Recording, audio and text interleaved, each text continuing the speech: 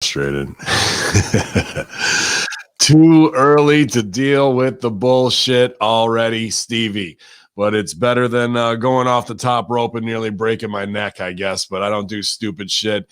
And neither will you, because it's the Friday Veteran Locker Room, and we're not putting over any of those spots today because it's too hot to call the shot on the block where the cops got dropped, infidels. But we're going to drop our pants and get ready for the big draft coming up, infidels. So get in line because you never know where you're going to go to SmackDown or you're coming over with me on Raw, pal. Yeah, it's the Friday Veteran Locker Room. Yalla. Oh, man, Broster's Coffee, take me away. I need you more today than ever, possibly. We're right in the middle of the big production week, an awesome Conspiracy Horseman last night. Post shit show 2020 debate showdown. Some good conversations back and forth between my brothers, not agreeing with each other on everything last night, but again, showing all that love and civilly coming together, breaking new records at twitch.tv/conspiracy horseman and YouTube. Ben Hamin double stream going down last night. We had 92 live. And in and out over on the YouTube afterwards, we had about 113. So thanks to whatever platform you're getting at us on. You guys know where it is. Hamin Media Group, Hacker Hamin on your iTunes. We're on Spotify, iHeart, Amazon, any place you can get us. If you can't find us, you probably suck at technology. But if you do find us, you're probably part of the woke underground of whatever media is left to tell you guys some truth and have open discourse. But we're going to talk about all the real headlines from the fake sport of professional wrestling here on the Friday Locker Room with the veteran himself, steely-eyed, dark-haired, chiseled, stretched. He could use a little tan, but he's definitely sawn it up. There's no doubt about that. It's my man, Stevie Richards. How's it going, buddy? I'm good. I'm not quite as lean as you think I am right now. I'm actually going to switch my diet up and go back on a little bit more fruit and vegetable juices and stuff like that. I got a lot of adjustments to make. Yeah, to tan, I haven't been. I mean, it's not because I'm paying attention to any kind of masks or lockdowns. Just because when you go to Florida for 3 days and film yoga workouts on the beach, you're going to get pretty tan and it's going to wear off pretty quick. So, man. The one thing he could, he's like, God damn it, he pointed out I'm not tan. I had to go. I'm going to put the orange filter on the ring light that's off camera right here. I'll give that a shot. Trump had a bad line right by his hairline. They missed like 1/8 of an inch when they would go in close on him with the spray tan.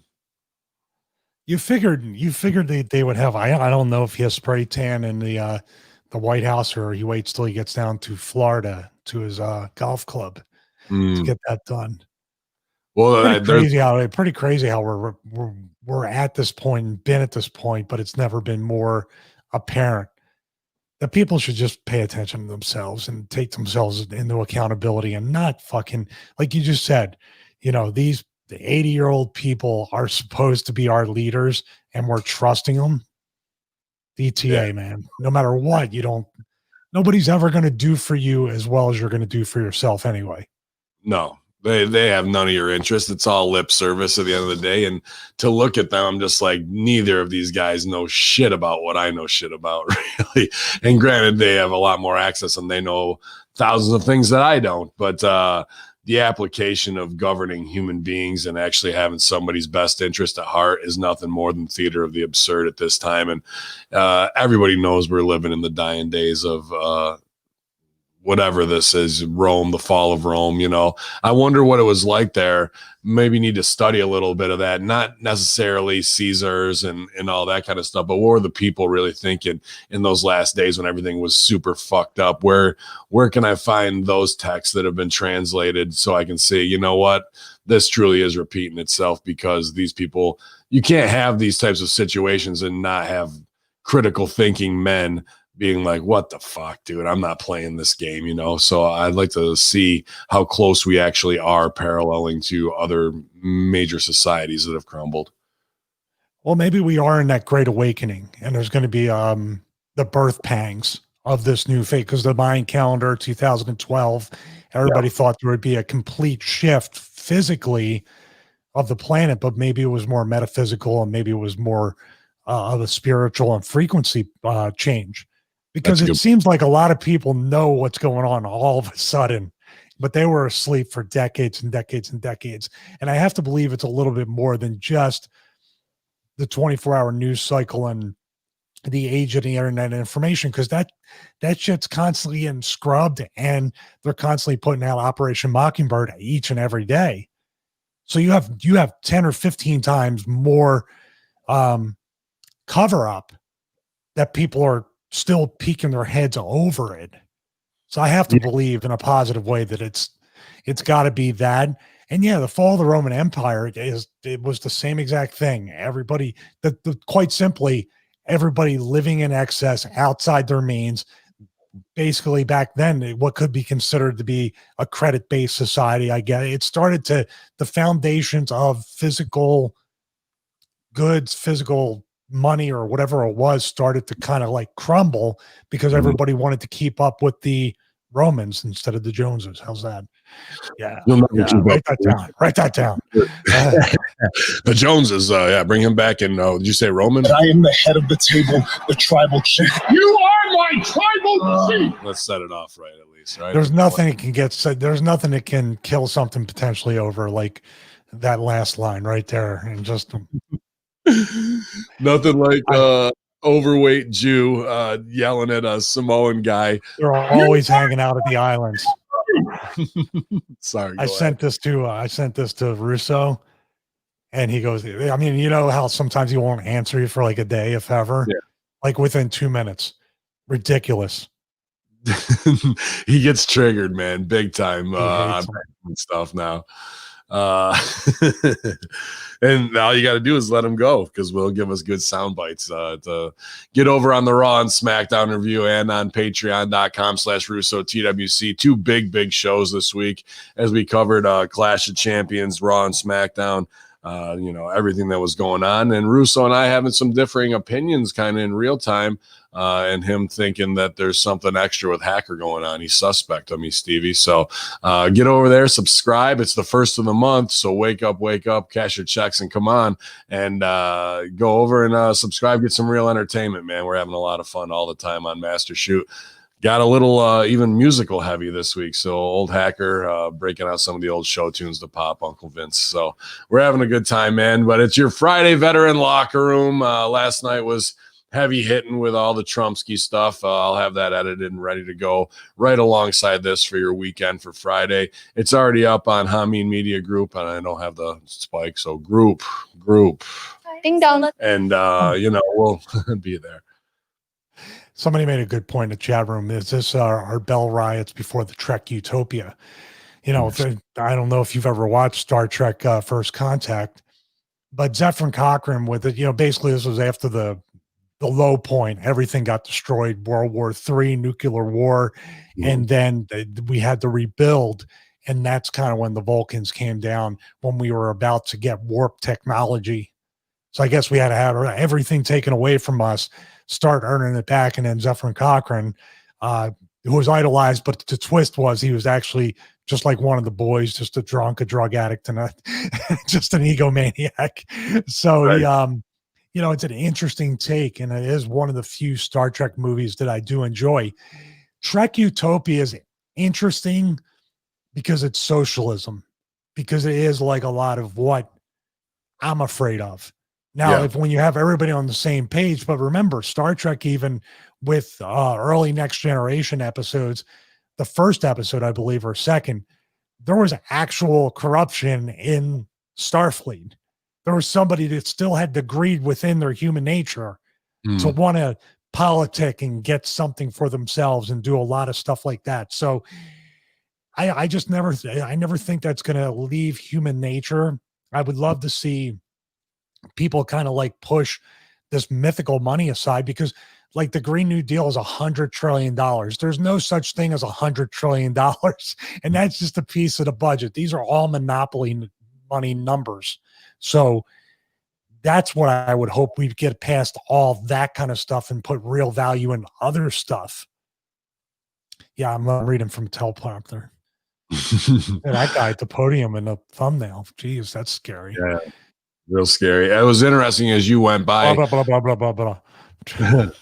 Something quick in there about the technology in that where who came down when they were going to get warp track technology? What were the name of the aliens? Vulcans. You were saying not to stop you, but to actually help get to the next stage and rebuild society on the Earth. But then the interesting thing is, if you watch Star Trek Enterprise, the humans were mad because the Vulcans said you're not right. Like they started playing God and they wouldn't let them make the jumps until the Vulcans said. So basically, it was like they're overlords. The Vulcans wouldn't let the humans go to warp 2, 3, 4, 5, or build up quick enough. They were slowing it down. And of course, human nature and wanting to have too much too fast was fighting that. So I really have to go back and take a deep dive. Yeah, I'd love to be on Triple D's podcast.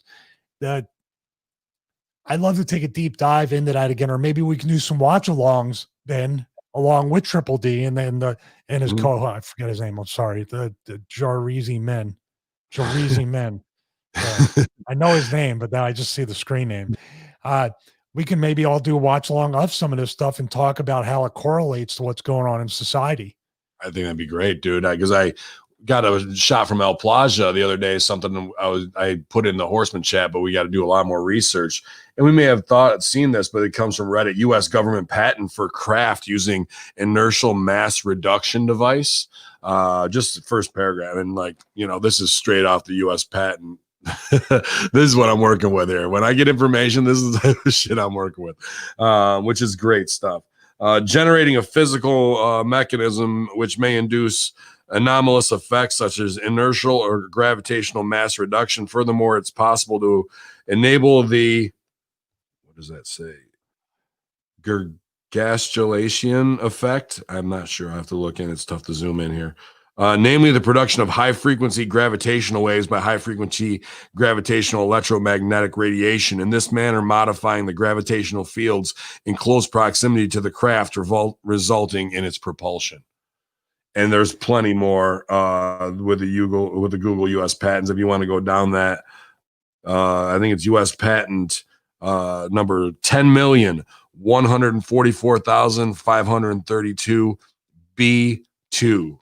So I'll put that up there so you can. Yeah. So those are, and his name's John. It's a real hard name to remember. I'm sorry, John. That's the patent number. So they just do patents for fun, by the way. They write up these 300-page patents just because they're big fans of Star Trek. These are, and John said it in the chat. I was just about to say it. In Star Trek, these are inertial dampeners. So basically, when they leave space dock and they fly out. I mean, there's a famous thing where they forgot to release the inertial dampeners in the remake of Star Trek with J.J. Abrams. So Sulu he went to go and punch it, as Captain Pike would say, and he was like, it went, and he's like, oh, I forgot to release the inertial dampeners, and off there, and then they can go. He would have had it if it wasn't for that. Always those dampeners. It's kind of like the mix minus on the Roadcaster. Sometimes you need it, sometimes you don't. Sure. Just clap for that, you stupid bastard. Hey, do we have any? Do we want to start off with your buddy? Is there any stories about your buddy? Well, that's the whole thing. You fuck with Hamin. You get these hands online, and there isn't even any stories about him on the sheets, let alone having them on TV. If you guys didn't know who was missing from TV this week,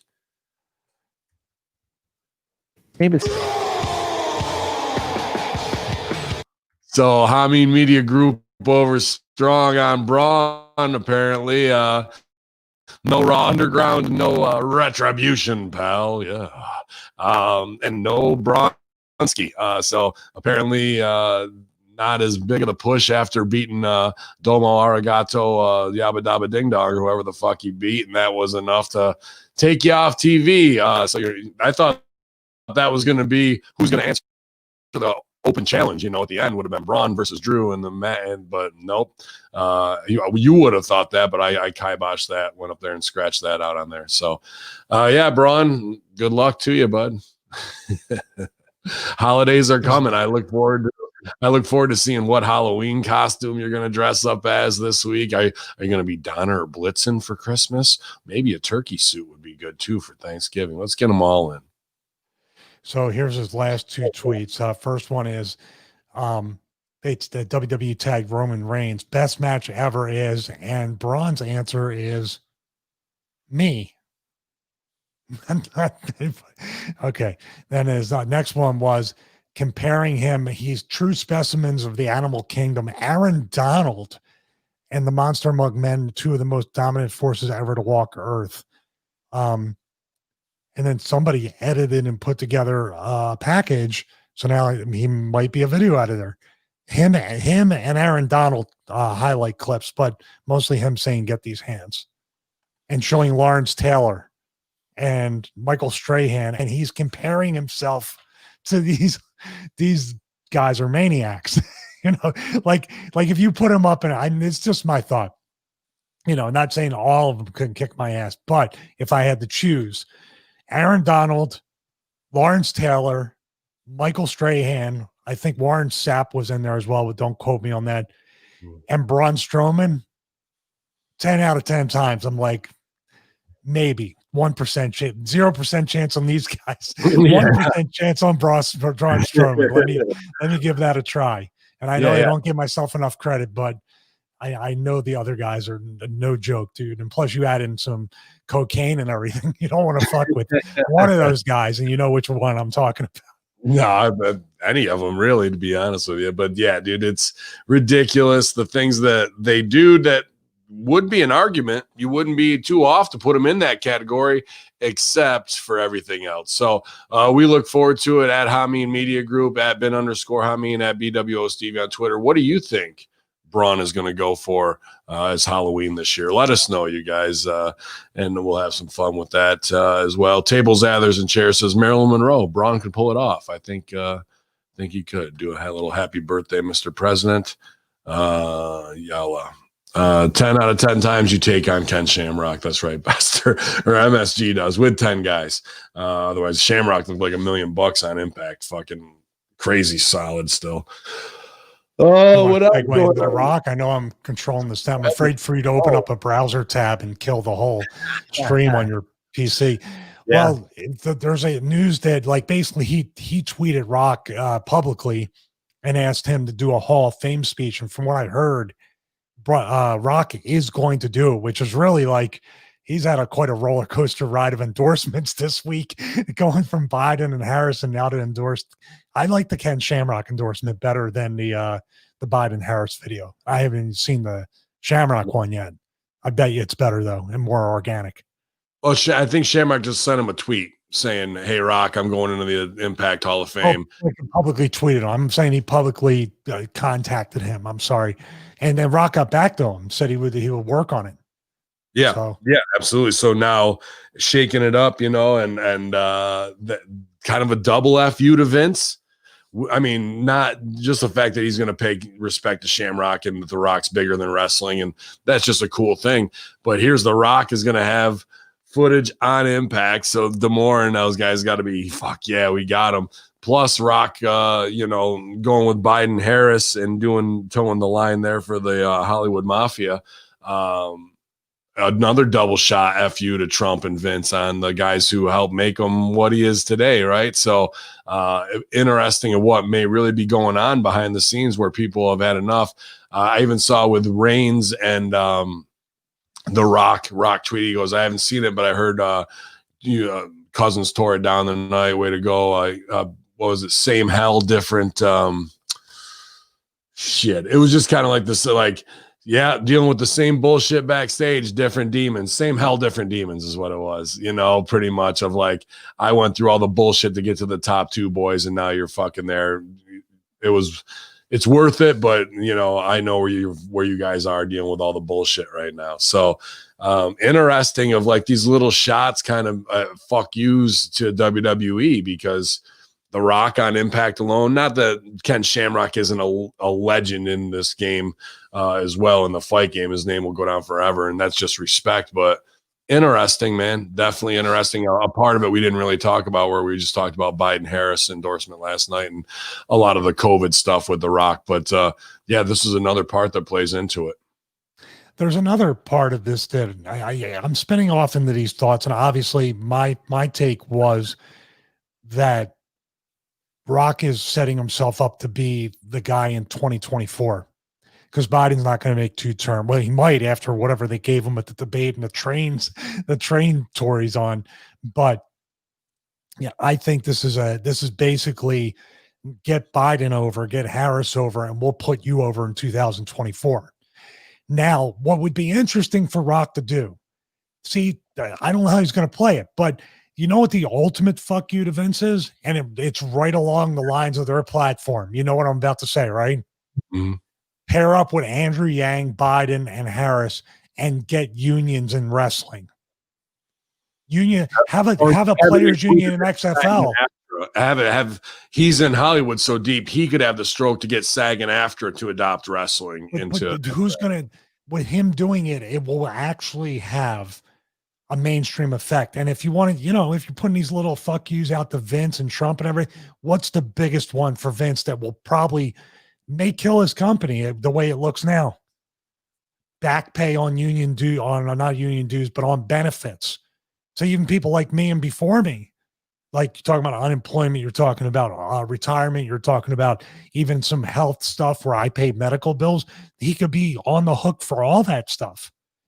It's supposedly 20 or 30 years, I think, is the statute of limitations for, like, they can go as far back as they want because the violation happened the minute I think this guy went national or the minute WrestleMania 1 got put on, or whatever it might be. You're talking about a minimum somewhere in the 80s. I could do that. And Andrew Yang would jerk off every night knowing that he's buddies with The Rock. And he will never, ever call Chris Van Pilot again. Is that his name? Or is that a Russoism? Chris Van Fleet or whatever the fuck it was. I like Pilot better. I like Chris Van Pilot too. Also buying the XFL is a fuck you at $15 million on a $300 million investment, right? So but imagine if he puts a players union in the XFL and that's the bridge. Like he just keeps getting these jabs and that big right hand will be SAG and the other union too. Yeah, interesting years ahead for The Rock of whatever power play he's involved in. We've yet to see where they're really going to make a move. I'm not sure, man. Maybe 2024, but go ahead. Repeat your theory though on what I mean. It's the backlash that he's gotten for this. Why he did it. Oh, I mean, because I think it's Gay Mafia pushing and pulling his strings pretty much. You saw it with COVID, and also with the he had to break down his gates at his mansion to make sure he made it to Black Adam to be able to film. Well, I thought you had COVID, dude. I thought you had this, that, and the other. Just towing that line as they will insert him in as. Who knows if Biden dies, that could be the way to bring it in. But I think he'll be the front runner and maybe with Harris as well. I don't know if it's if. I don't know if it's an if. Man, they might have redlined this guy and he might not even survive till January. The way they're going to, I think they're going to, now the wheels will literally be run until they fall off with him, unless it is a body double. That's an interesting thing too. There's even people that were like, there's this crazy stuff going around that even Rocky, because Rocky does, I mean, he looks different no matter what. His body is just becoming whatever in his head. And even the way, it's very Chappelle-like. That was the interesting fun part of it. I'm looking at the video, not when he interviewed, but the one with the medium out in the garden, before he was planting his tulips, whatever, burying a body for Hillary, whatever it might be. But he had a very strange Chappelle, digging a hole for Val Venus. Oh, we got to talk about that next, but he's a kayfaber. It just had a very strange Chappelle type of feel to it. Yeah. Did you feel that too when you were watching it? Even the looks of him and just the mannerisms and everything. I was like, this is strange. And, to go right on to it, is that an MK Ultra-ing? Is there something he submitted to? And then, Val Venus comes over the top on him, worker on worker. And, Val's obviously gotten away from wrestling and become very much an advocate or just, a pseudo celebrity voice screaming high level conspiracy talk, in an Alex Jones way. But he goes right back at him about protecting the pedo Hollywood elite. Post the Saturday Night Live sketch where it's the child molesting robot. Another clip where Rock says he eats babies, and you're like, where the fuck are we right now? When you start lining all these things up and combine that with being the highest paid man in Hollywood, you don't get that. I mean, even if you are The Rock and a superstar, you don't get those opportunities in those spots unless you play with the biggest dogs. And usually most of the time they're behind the scenes, but it shouldn't take much but 2 degrees of separation to figure out who's the ones. I mean, go back and watch producers of Jumanji, whoever else that are as big. What was the one where the animated one where he was the Islander? Disney. I'm not sure. Mona or something. Moesha. I don't know what the fuck it was. But that was a big box off. Yeah, Mogadishu. That's who she was. A long way from Haku Mashente in The Mummy, bro, and the Tooth Fairy.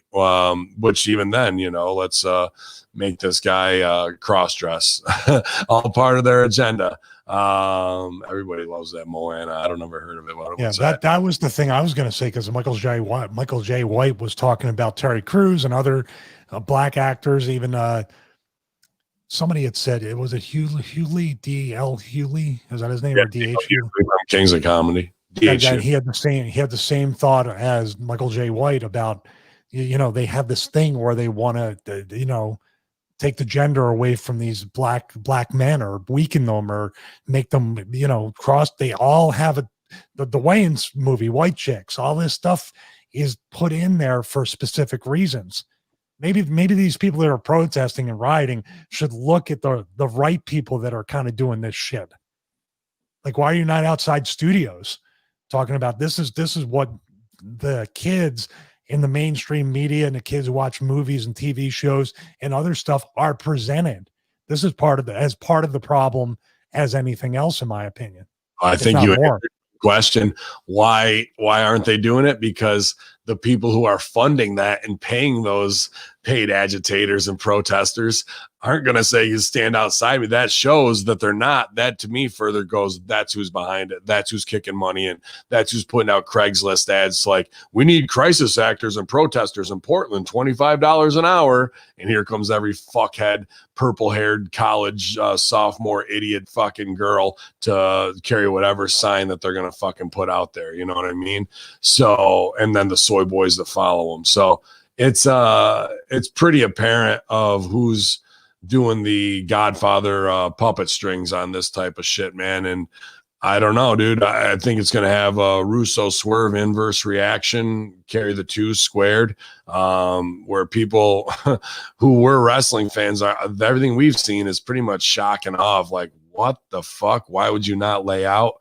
It's a dumb business decision. And he really didn't sway anybody's mind, where I see that being them sitting around a room fearing Vince McMahon and Trump being the factor. How can we get 3% of the factor erased? Well, we've got hold over The Rock. We'll do that. Yeah, that's it. Well, he's a wrestler. We'll do it. That's how clueless they are. They think you're that stupid. And because of that, and we'll shake it up. They'll all come over and they won't do Trump and McMahon, and we'll win that way. And that was their strategy. Now all they've done is make people look at The Rock as an American icon who should have been unbiased and down the middle, and the superhero we dream about having to go kick the shit out of the old white masters, like instead he's fucking kowtowing, curtsying, bowing for them, wearing a dress and doing whatever it fucking takes, instead of laying out and getting ready to really do something. Now, if he's to run, we know he's completely compromised. It's not going to be a man who's self-made, who says, fuck it, fuck Hollywood. I'm Jack. Nobody can fuck with me. And I'm going to step up for the people. I'm the people's president. La, la, la. No, now I'm exposed as being run by the Hollywood machine completely.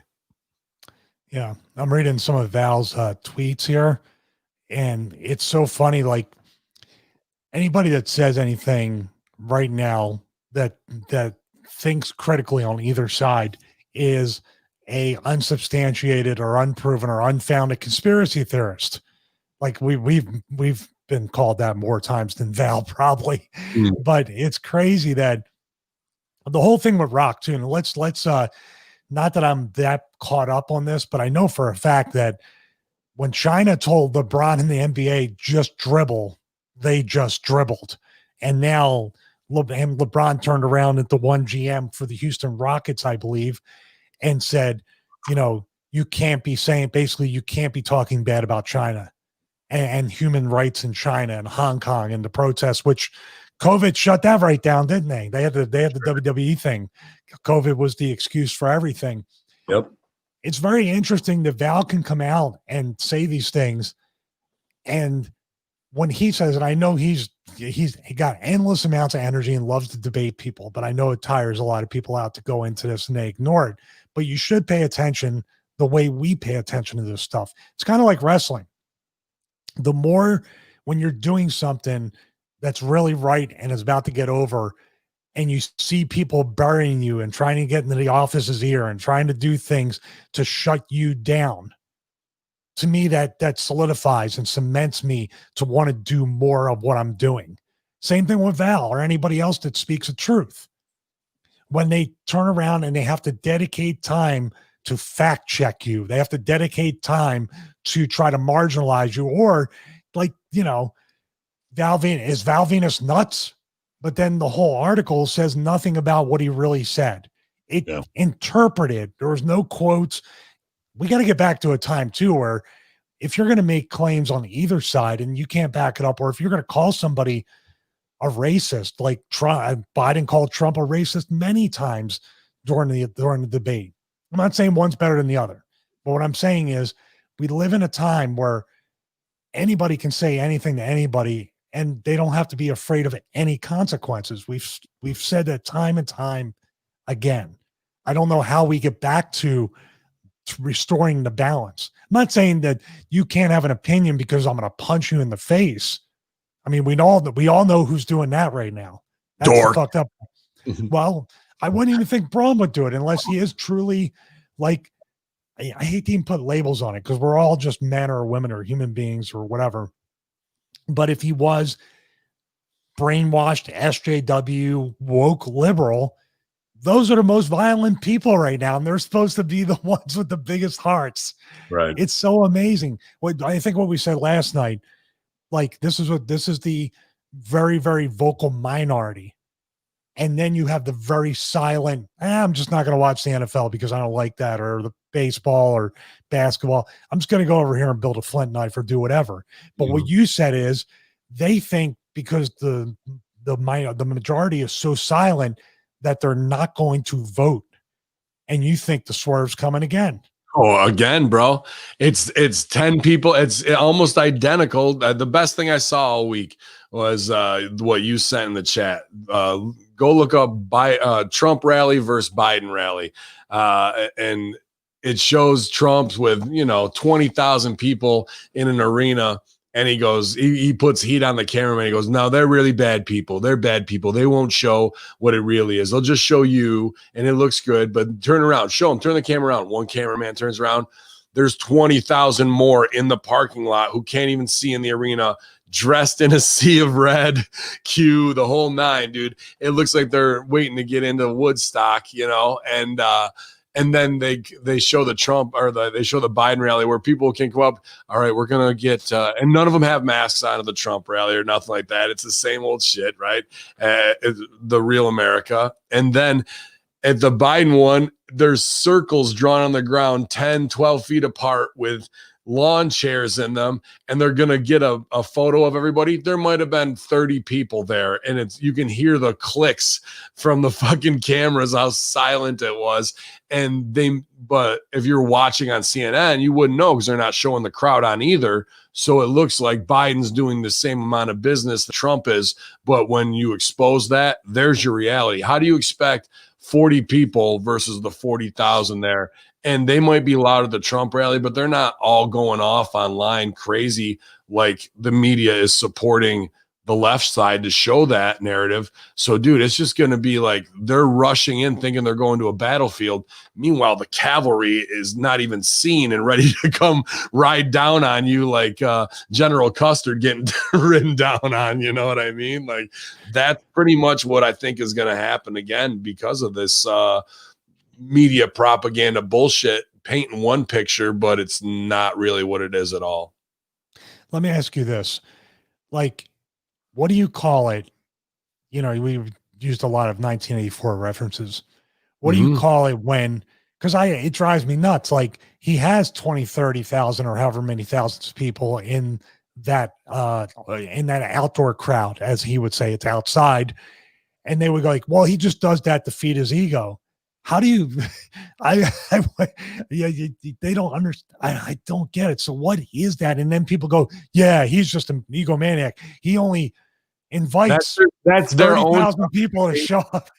That's their own justification of a get out of jail free because they know they're beat. So they have to flip it on that. Like, see, that's just him. Instead of going, fuck, we're yelling and screaming all the time, but we're really not organized because the most we can do is 1,000, but he's doing 30,000. This is WWE, AEW ratings draw type of shit, right? Like, how do we take instead of hiring the people that can help you, you say, well, let's go back to Bruce and Eric and those guys.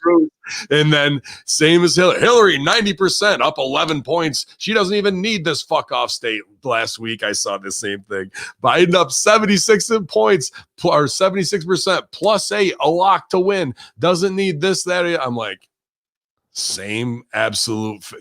They have the same fucking people in charge doing the exact same play, going, this time it's going to win the Super Bowl. They'll never see this coming.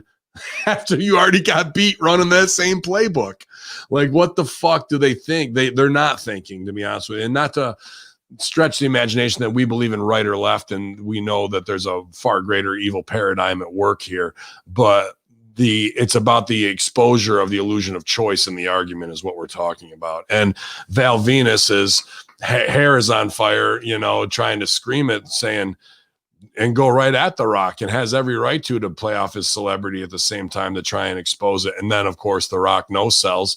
And then there was also in the Hamin media group said Rock was doing a live thing on Instagram to promote his tequila, and somebody went at him about sticking up for the Hollywood pedos, and Rock, on something organic that's not completely scripted, he kind of sold for it, and then sold for something else on it, ended the cast, blocked the dude, and took that cast down. Now, supposedly that's the story, but who knows in this propaganda world of left and right conspiracy if that's all made up or what have you. Where is Planet X? That's what we're asking. At this point. Would be interesting if Rock fully became not MK Ultra, but whatever the Hollywood version of that is, and just became stand on the mark, say your line, no ad lib. Like, he completely lost his ability to ad lib, because The Rock I know would have just been like, and like, in the ring, going with the flow of everything, unless everything we've seen from him since he went to Hollywood is completely rehearsed and planned, like people in the crowd dressed like Macho Man and stuff. Like, did we look at a guy turn from one of the greatest just organic performers probably in the history of wrestling to becoming just another actor in Hollywood? Was that, if that's true, that he just became stand on the mark, say your line, collect your money, and here's some Chinese baby penis thing for your face? Yeah, it's a Korean cock where they put this on so you can look young, because that's I know what people are saying too. I just got to get one more thing out. For all the fucking idiots out there that will look at Val Venus and look at Rock and compare these two men, which, by the way, Val Venus was up there during the Attitude Era. He was on the prefaces of being, he's Intercontinental Champion. He was in the mix to be something. In that fucking promos were more than entertaining than anything else. As a worker, he was on that tier like a Billy Gunn, like right just about there. If you're saying, well, Rock was, because he was a main eventer, a constant main eventer, and Val was what he was, that lessens Val's opinion as a man. This has to fucking change, man. this whole thing of your value as a human being. Like, I shouldn't be talking about anything. I shouldn't have a morning show. I shouldn't do anything with fitness.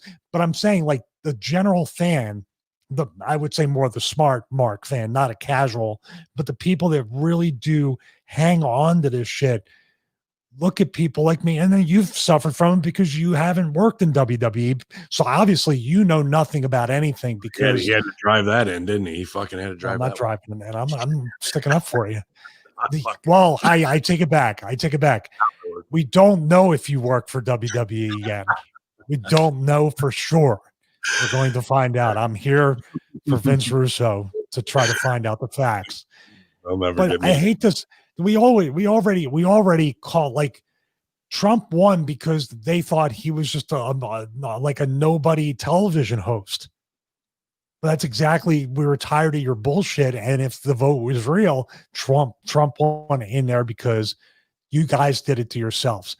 The exact reason why the wrestling business is in the toilet, in the tank, is because you won't take people like Ben's ideas. See, I brought it right around for you. Thank you. Appreciate so. You won't take an outside person's ideas. When was the last time that you were the highest rated cable show on cable, where you were beating Monday Night Football, where you were beating many other things, or at least competing on a one-to-one level with them? Oh, when an outside guy who never was in your inner circle, Vince, an outside guy who wrote for the magazine, an outside guy who didn't yes you to death. That was the best period in your company's history. Why not repeat it?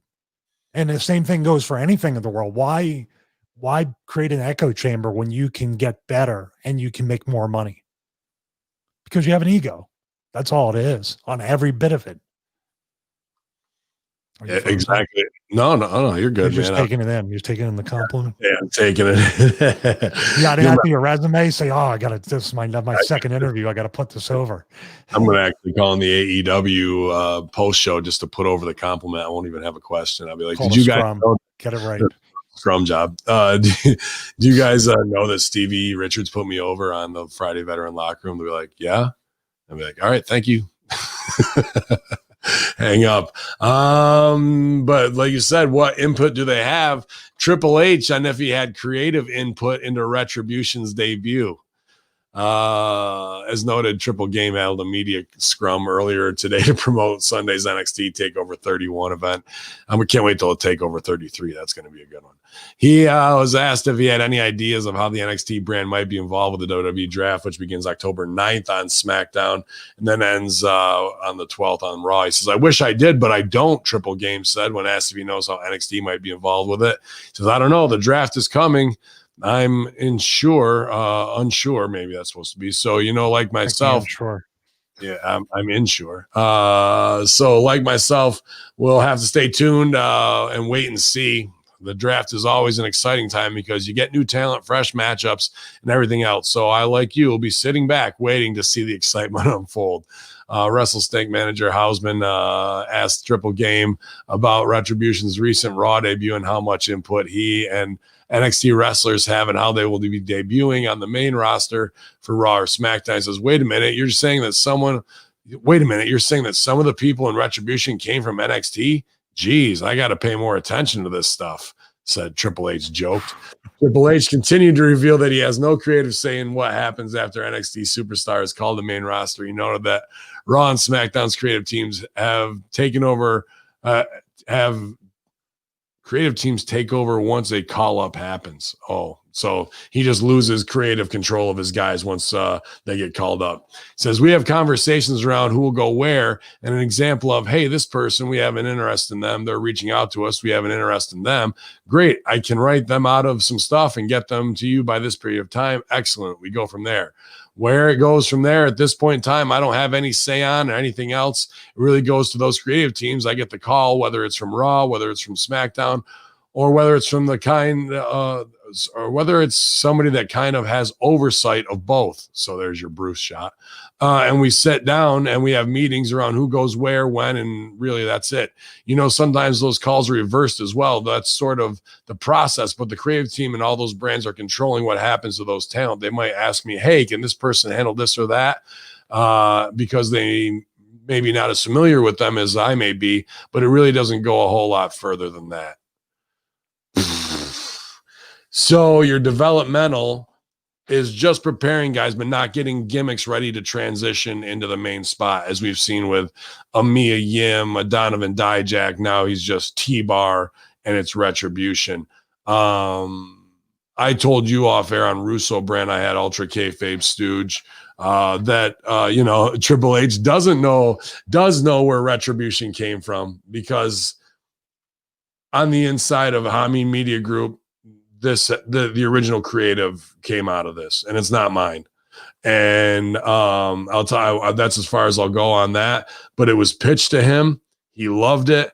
It got pitched up, and then they took it, bastardized it, wiped their ass with it, and now you have the version of Retribution that the original origins came out of this crew. And now it's bastardized to the nth degree and off TV because of COVID, and they could fuck up a wet dream over there. So I know Retribution was pitched a game out of the gate in a different way, for a fact. Yeah, it's like he's trolling the entire scrum. He's giving them a scrum job for sure. Big time scrum job on Houseman. Used his teeth and everything on him. I was waiting for you, dude. It would have been an even better, like any experience I've ever had with Hunter would have been completely canceled out, and he would be instantly over with me if he trolled Moxley. And when Hausman was talking, he was like, "Sir, yes, sir." Like he started, if he started just like laying into everybody on such a level where it's like I got to listen to what he says, because there's always going to be an Easter egg. I would have enjoyed that. Oh, I want to see if Nick has it. Fucking nope. Of course, he doesn't timestamp it where his question is. Good job, WrestleLink. Is it in portrait mode? Yeah, it's just the whole call with a picture game, but I don't know where it Somebody is. was asking in the chat if we have a BitChute channel. Are we going to put some of the stuff on BitChute for the next Adpocalypse that we're going to? Yeah, I think that's a smart thing to do, man. It's just the amount of production time, upload time. Can StreamYard go right to BitChute? That means I have to upgrade the account.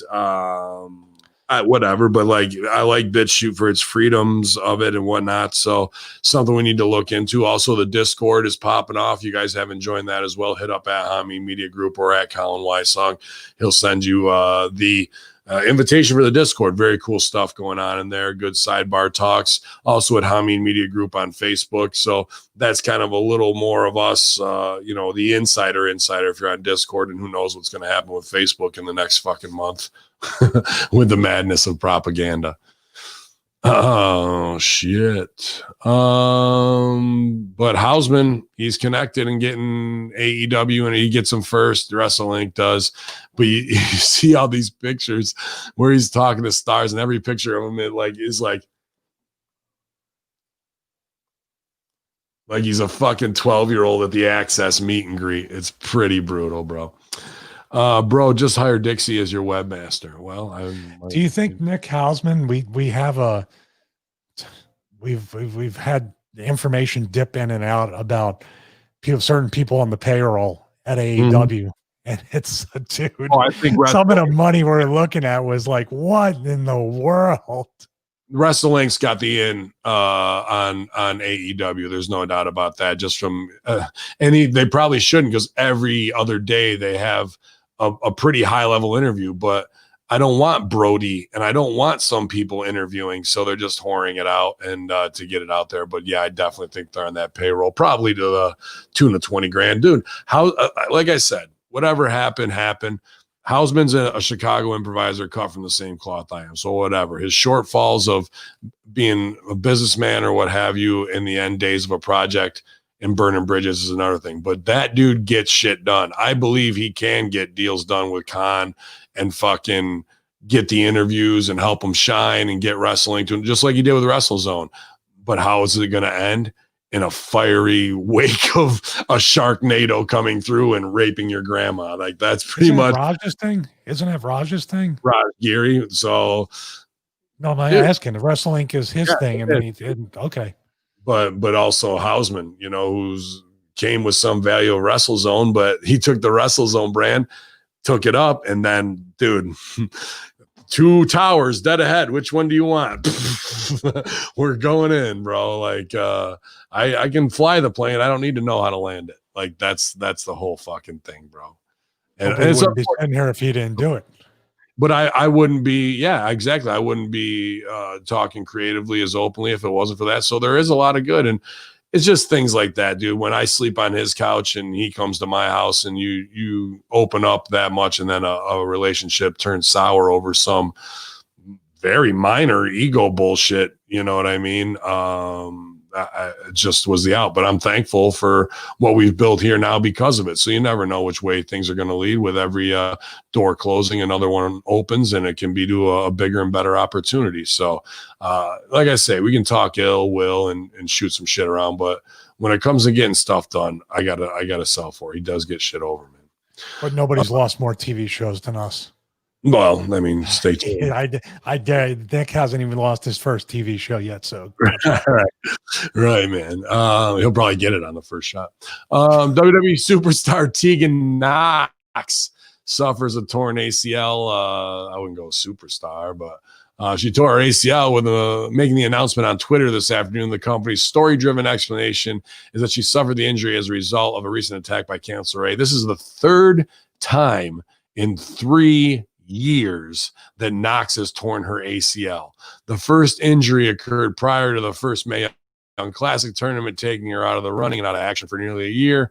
It happened again during the quarterfinals of the 28 tournament with Knox actually tearing her ACL, MCL, meniscus, and lateral collateral ligament, putting herself on the shelf for another 10 months. And now back on it again. You know what? I might go. It's time to hang him up on the third ACL tear in 3 years, Stevie. Well, I mean, she can always get a contract with the Rams. They seem to love having people with multiple knee injuries to run for them. She could have a hell of a future as a running back in the NFL. Yeah. It's a shame, man. Here's the thing. Coming from me, who someone is kind of like perceived. And now you put me in the ring with Heidenreich 6 weeks in a row. I'm going to get injured 6 weeks in a row. So mine weren't so much freak injuries or trying to do something that I'm not comfortable with or anything else. But from what I see with her, it is a weak point that keeps getting torn. So this time around, yeah, maybe hang them up, or maybe this is a young girl too, right? Yes. So I mean, maybe she didn't have the right people around her rehabbing this knee. Maybe she just went back into the gym and started working out. Maybe there needs to be more of a foundation in this rehab to properly do it. I mean, I'm just guessing. I don't know if she had the same team of surgeons and physical therapists as Triple H when he tore his quad, or other people. And I've seen that firsthand. Well, you're not really a big star, so we're going to give you Dr. Nick from fucking The Simpsons, but you're not going to get Dr. Andrews who can fix it right, and you're not going to have access to these same things. I'm not saying that's an evil thing. That's just a matter of your pecking order. And like I said, your value as a human being is determined by your push. I could be wrong. She could have NFL level strength and conditioning, physical therapy, all that stuff. What was that? That was the clip I'm trying to bring up. Oh, but she really got to take a good hard look and say, what have I done wrong the first 2 times? Or is it really, this knee's never really going to get better? Should I become a commentator? Should I try to do something else? Which, whether you're healthy or not, you should always be thinking about, like, you're only living week to week on a contract with these people anyway. You have to do something to where the bridge is gap, or the gap is bridged, or there's no gap at all. Or you take a picture in front of a mirror with the gap. So it's your choice. Dude, in 2000, I was preparing in 2005 or so. I knew my career was basically on a thread, and I still hadn't found anything until maybe 2 years ago, when this is when the fitness brand, 2 years after it started, I started to see movement. We started to see movement with the Horsemen, the home gym stuff. dude, what's that? 20 years? 10 years? 10 years. 10, 11 years it took me. And I think I had more of a name than Tegan Knox, right? Is that her name? Yeah, dude. Tegan Knox, like who even knows? That's the thing. The way say superstars and things like that, they just don't even know how to work, let alone be a star or anybody even knowing. But just because you got signed doesn't mean you're a star. Like, and I'm going to review the NXT. I'm reviewing NXT today instead of AEW. Light the fuse for Switch Up September, even though it's October 1st. To look at it from an OVW and coach's point of view, it's just. I've got a lot of things to say today, so I took some notes. So it'll be we'll be switching it up for NXT. So I look forward to it. And here's the switch up from last night. I just couldn't believe before it. You play that clip, Mm-hmm. Every single worker out there, every single wrestler. I had a message when the WWE wrestlers got released. It's up on the YouTube channel. Still to this day, not one talent has reached out to either one of us to try to see how to bridge it. I mean, I think I'm not saying, oh, look at me. I've made all the mistakes and I didn't even have a social media following. Social media wasn't even as much of a thing to convert sales. So maybe they have it all figured out, but we can help this talents like this. We can help them not have the stress and not have the emotional and mental, depression that one goes through after they leave the wrestling business, or at least that company, and then they go, what's next? And remember, a pandemic's going on. You're not going to have 4 indies a week to help you supply your lifestyle. It's going to be a hard crash now. Big time hard crash, dude. Real big. They just don't have any idea or scope for their future, but that's why they're kids too. We're looking at it as men who've been through some things, and I have to really go back and put on my 25-year-old rose-colored glasses for them to like see how ignorant they truly are to their situation of what they're doing. And this just blew my mind last night, especially because Shotzi Blackheart is a complete gimmick. She comes out in a tank. She has a fucking helmet on with horns. She has green hair. We don't need her to wrestle. It's all character. Character means everything. And instead, we're going to pull 12, 13 minutes with a girl who's just as fucking is even worse, really. Like her opponent was really green. And we need to keep it simple, stupid, Rip Rogers 101, and just teach them the fundamentals instead. Someone, and if it's Triple H and that's his brand and he doesn't know about whatever's going on, who the fuck is agenting this and allowing these girls to do this kind of shit? Oh, this looks bad already. Hits her with it's slice. She goes up for the sliced bread. So you missed the run up. Boom. On the apron, you guys. So that's not a belly. That's not a belly to back. That is bad. I thought the girl was doing the move to her. No, so Shotzi ran up. This is after they did. They worked all this heat to blow it. They come in with you can get the new Wrong Style T-shirt because they're fucking selling elbows. This is duck one, grab one, go up, slice bread, kill myself, fall down. They get back in the ring. Nothing matters. The ref is in the middle while she's in the corner over there. Dude, instead of coming in for the finish, which is move on my big kick in the corner, roll me up, finish, roll up, finish after this right here, sliced bread on the apron. Instead of running diagonal, the fucking girl giving this right here, I can't remember her name off the top of my head, Ty or some shit like that, runs around the ref in like an L pattern to come deliver the kick instead of running to the corner. Dude can't even run corner to corner, runs around and misses the kick for the roll up, dude. Just like indie, like untrained 101. How is this happening in NXT? If you did this in OVW, you're off TV. You are off TV, dude. Both of them, like I just don't understand. Then people were telling me like this is like the third one in 3 months where she's almost been killed. I remember I saw a bump probably right in July she took where it was a big motherfucker on the ground and she was all fucked up right before her car got stolen. So just why is nobody reining them in? These two girls have no idea what they're doing. I've got a great idea for Shotzi Blackheart. I've outlined it before. She doesn't need to wrestle at all.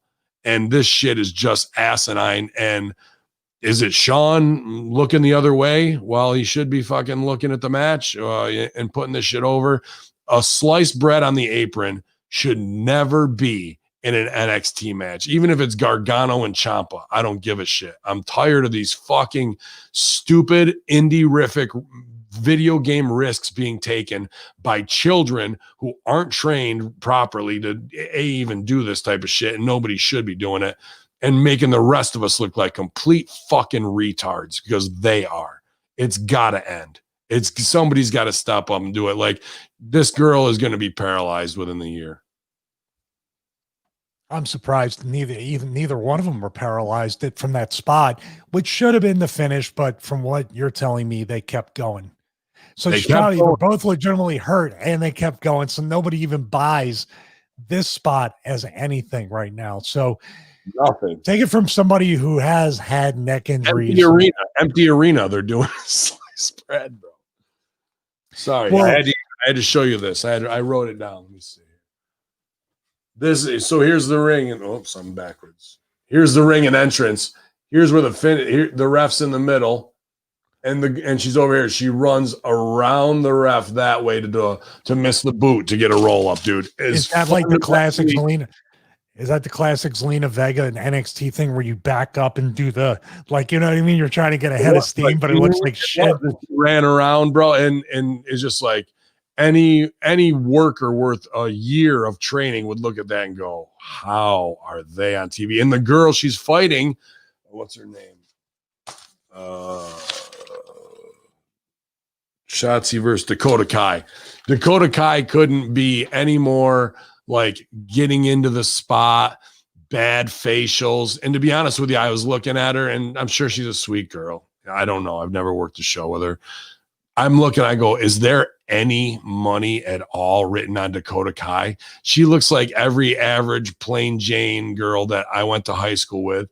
There's no big physical attribute about her or like a sexual want for her. She looks like any powder puff indie girl that is 5'1" and you know, looks like a cheerleader or a field hockey player. Or a soccer player. Like, what the fuck am I supposed to find in her to connect with? And then just literally watching her work, you can see she's 5 years away from being TV ready anywhere. So here we have another experiment where the tape trader masturbators of Shimmer said Dakota Kai's the one. They signed her. Now she's exposed as can't even doing a basic match, let alone this type of shit. And they're going to cut her, fire her, and then how much money did we invest and waste in Dakota Kai by 2022? This goes right along with the side suplex and try to flip Lana backwards when you're a foot shorter there. No, you look at the logistics. Like, why can't you stand on the apron and go, well, there's not much room for even one of us to take a bump here, much less two of us. And I got to flip over. And if it's even successful, Shotzi Blackheart might blow both her knees out on the metal bar that's right there on the edge of the apron.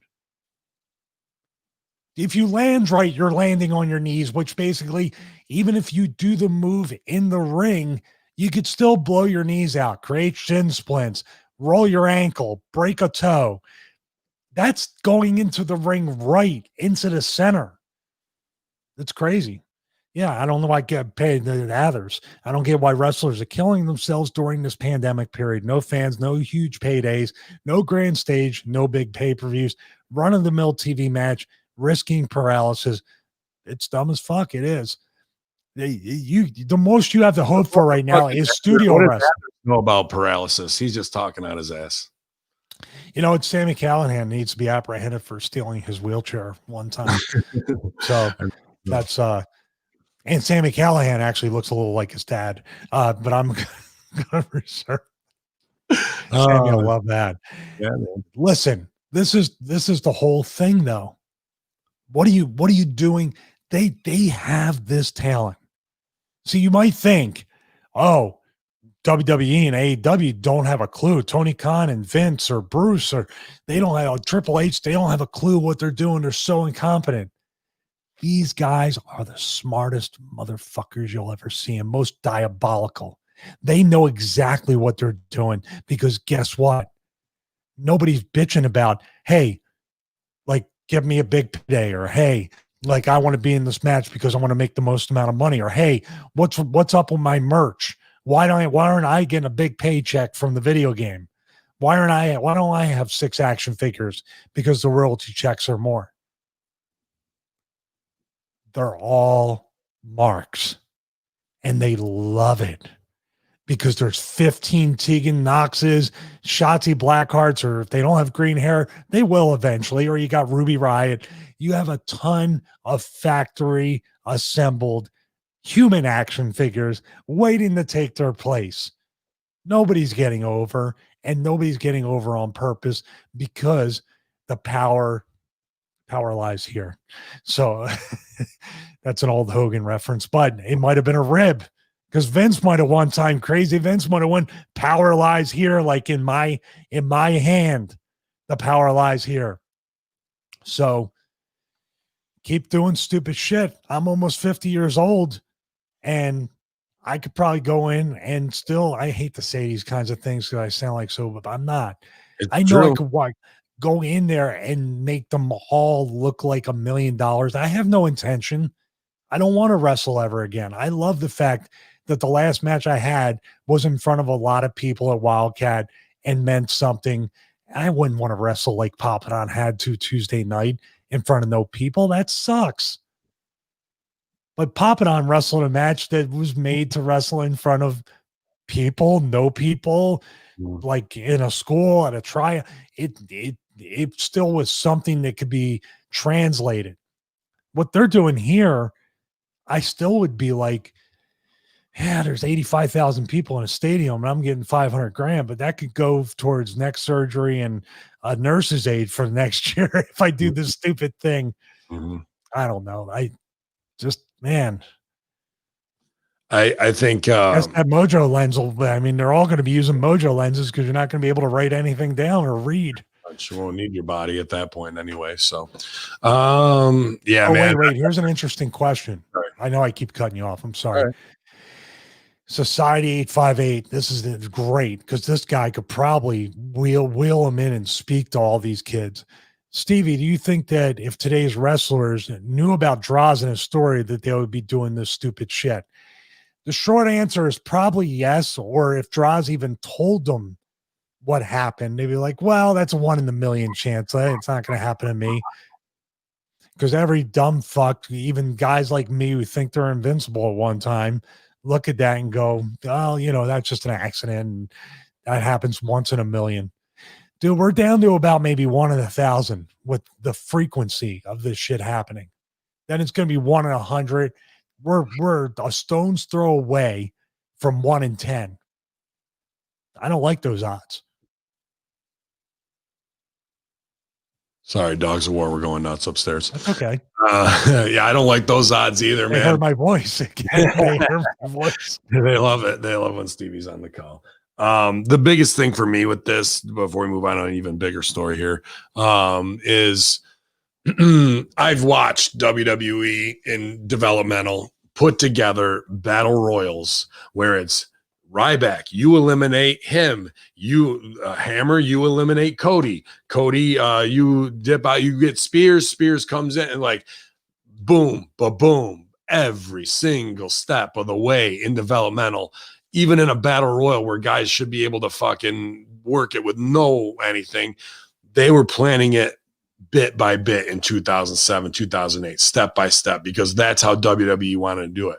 You're telling me you're going to give these 2 green ass girls who can barely sell the right way or sell around or get into position for simple things, you're going to let them put their own match together where they're calling a sliced bread on the fucking apron that's not even the finish to go into a double knockout. The finish is a missed kick roll up. Like, what the fuck happened between Ace and Kern and them and FCW to where Game and HBK have it now, and we're not doing any of there's no checks and balance that way. What agent would go through a match and go, yeah, now you're going to hit the sliced bread on her on the outside. You guys fall down, come back in. Okay, that's cool with me. Never would that have ever happened in OVW based on how things were put together, dude.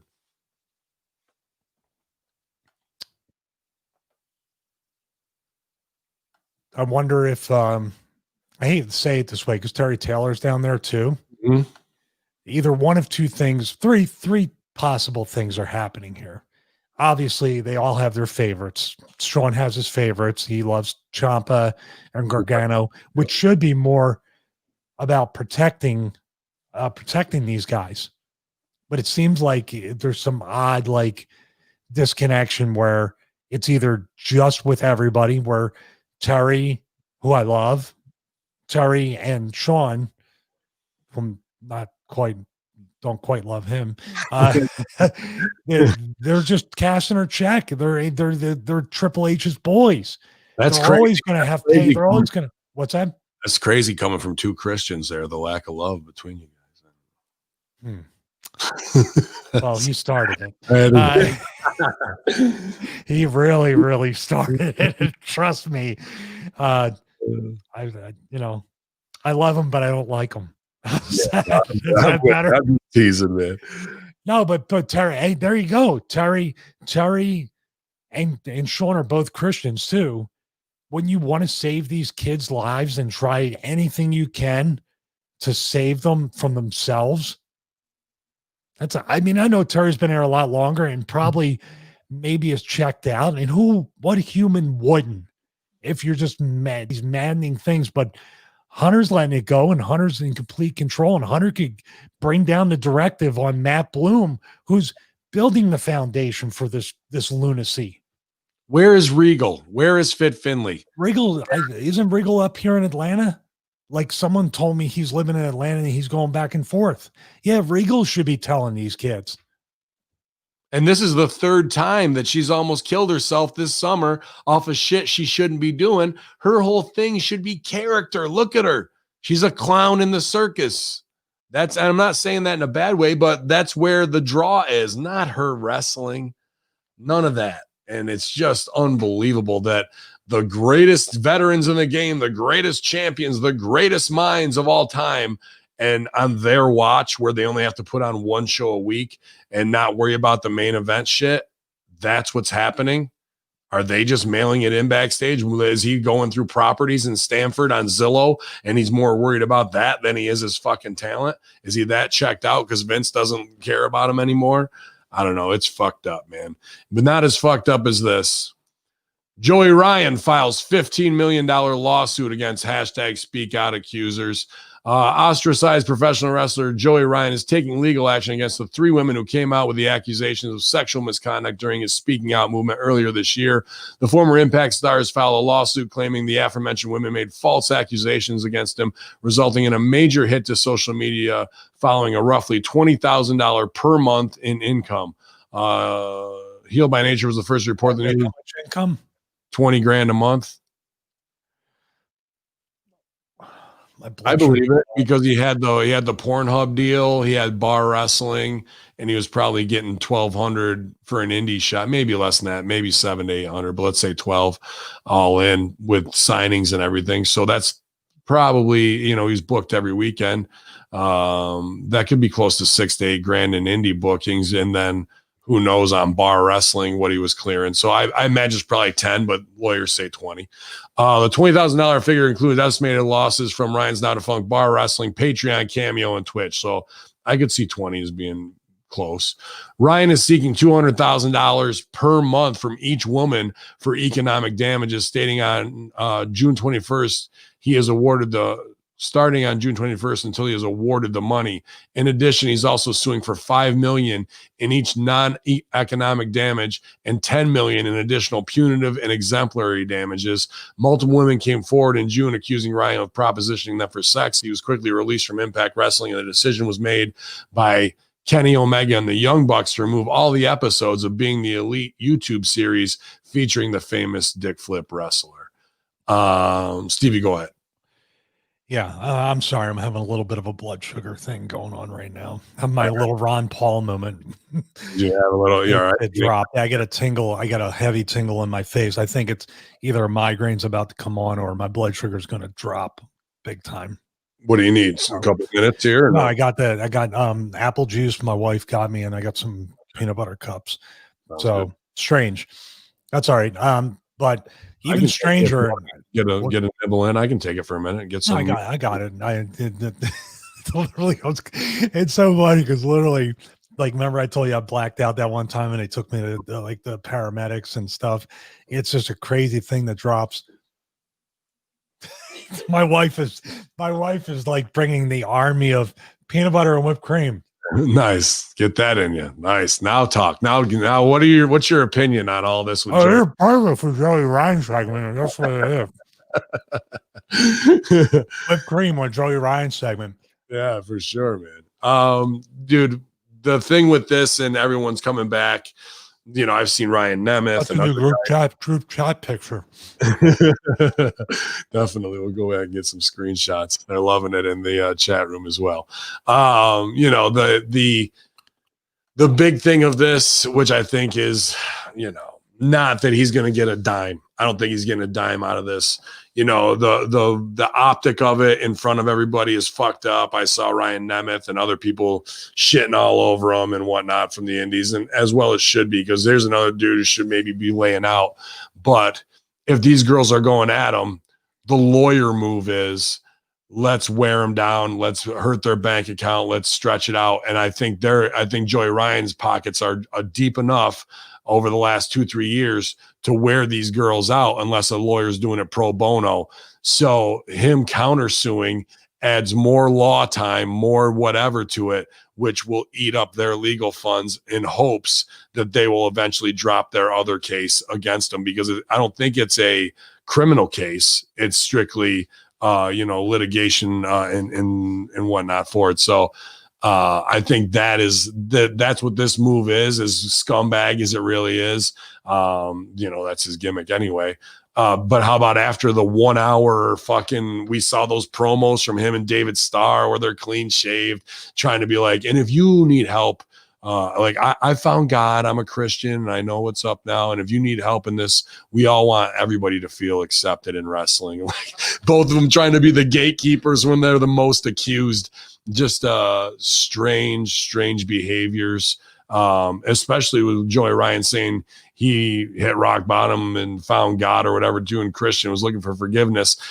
Isn't that so mighty Christian to turn around and countersuit for 15 to 20 million on your accusers? It's just, I think, a straight lawyer play, and making it is saying, well, fuck all that stuff where I try to gain some reciprocity by playing the Christian card. That didn't work out well for me. I've lost X amount of money. How do I come back and be vindictive again and not give a fuck? And the true worker is exposed. It's the same Shawn Michaels born again postulate that we can stick with as well. So this is a pretty epic low, but once you involve lawyers and millions of dollars, I think that's what the strategy is here, without the sheets actually being smart enough to break that down.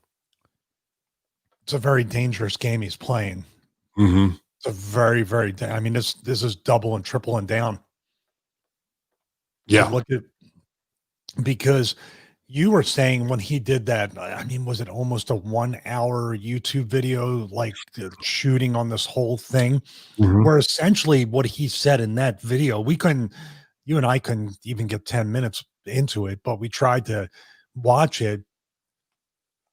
We did get the recap of it and we did see some clips, but really what that was doing was pretty much admitting to a lot of this stuff. It wasn't like, this is a 180 from that video. And if the video's up, I don't know, but even not, someone had to, like, one of these girls or more had to like rip it off clip grab or download it or do something to keep it as evidence. They'd be fools if they didn't, because I think that kind of goes against what he's suing them for now. I might have missed some details on this because the timing of this is also very odd after it all has quieted down quite a bit. Mm-hmm. Yeah, like you think he would come right back with this too? Yeah, like right on the heels of it, like that would have been the move. They thought because they're workers. They thought, and this too shall pass. It'll go on somebody else, right? But his name kind of stuck in the forefront as one of the big ones. He did the wrong move, shaving and putting that video out. Nothing makes you look more guilty and stupid and more of a psychopath than moves like that. And he doesn't have a lawyer around him. And even though Riddle did it, and who was the other one? Starr did it. Like it's like, oh, come on, dude. It's an admission in the public eye of guilt, not moving you forward at this time.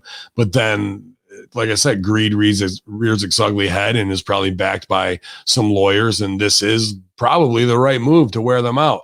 I see Piers Austin, co-host of Wrestling with Tragedies, in the chat right now at twitch.tv/conspiracy horseman. Definitely something they've been on, and I'm sure they'll follow up on this as well. The episode I just did with them on the Velveteen Dream speaking out controversy just dropped. So check out Wrestling with Tragedy, you guys. They're doing very interesting work there as Russo brand affiliates, trying to get them on the main channel as well. And really looking at these weird situations that wrestlers put themselves in legally, or past stories. Very cool show over there. So I was glad to be on that. Check it out now on YouTube, you guys. Wrestling with Tragedy. Yeah, they deserve a lot more. They deserve a lot more views and downloads and everything. So please check it out. They're probably going to end up, if we have anything to say about it, they're probably going to end up on Russo's main brand. So just keep doing what you're doing, guys. Angel got a cool little graphic for it. Did you see that up on his Instagram? I did see that, man. Looked really good. Yeah, really good stuff. These are three guys that, for everything we talk about with people, like I think we talked about it on Russo, we talked about it on, the Conspiracy Horsemen, just about people who are just waiting for their handout, and people waiting for their UBI, or waiting for the free stuff from the government, or all these three guys. When you give them a little bit of advice or do whatever, everything from calling it case numbers instead of episodes, or just, Angel said, hey, I have to go get a mic. I have to go get a computer. I got to go get all these things. And then didn't even stop there, took down the ECW banner, stopped living in the past, and put his brand up behind him.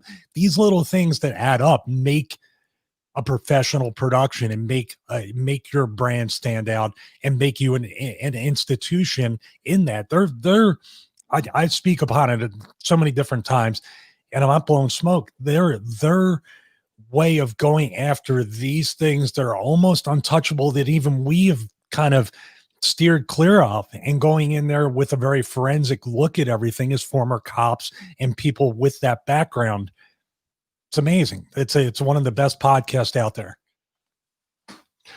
It is excellent, man. I've enjoyed it. And also, if you're a belt, fanatic, they have a great sidebar bit going. It escapes me right now the name of the company they work with, but they can get great deals on custom belts and make sure you guys are getting the best work possible. They check everything beforehand, and Piers and them, they have quite a collection, so they know what they're talking about. So check them out, guys. Wrestling with Tragedy, obviously, Hamin Media Group and Russo brand family, and doing awesome stuff. Can't wait to go back on there and talk with them again soon. You reminded me, I got to go get the belt made. I forgot about that. He's in Savannah too. So Piers, if you can message him, please. I'm reaching out to Piers. Piers, if you can reach out and see about that, and have, because I definitely want to get one or two belts made for here in the office. WASIF championship belts. So that's what they're going through. But, trying to bring you guys the best of the best, and making sure quality control is at the utmost. So shout out to all those guys. In more legal news, it looks like Jeff Hardy's scheduled for court next month based on his DWI arrest. Says Jeff Hardy is scheduled to make his way back to Moore County, North Carolina courtroom on Thursday, October 22nd, to answer charges from his October 3rd, 2019 DWI arrest. The court has been delayed several times this year because of COVID.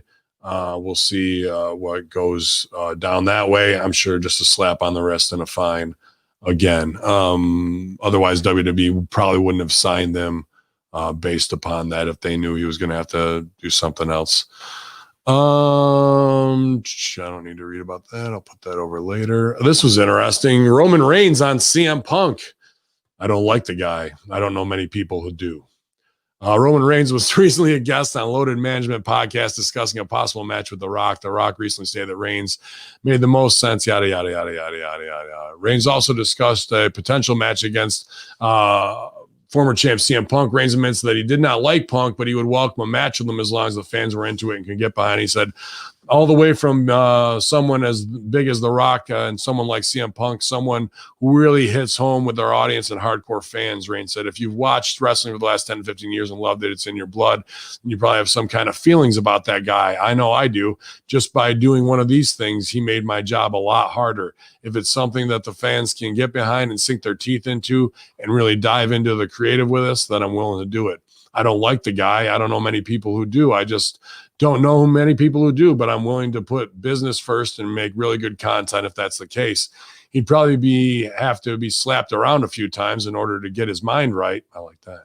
But if he's willing and fans and audience are going to like it and be into it, then most likely I'm going to be into it. Pretty professional statement while shitting on the guy to some degree.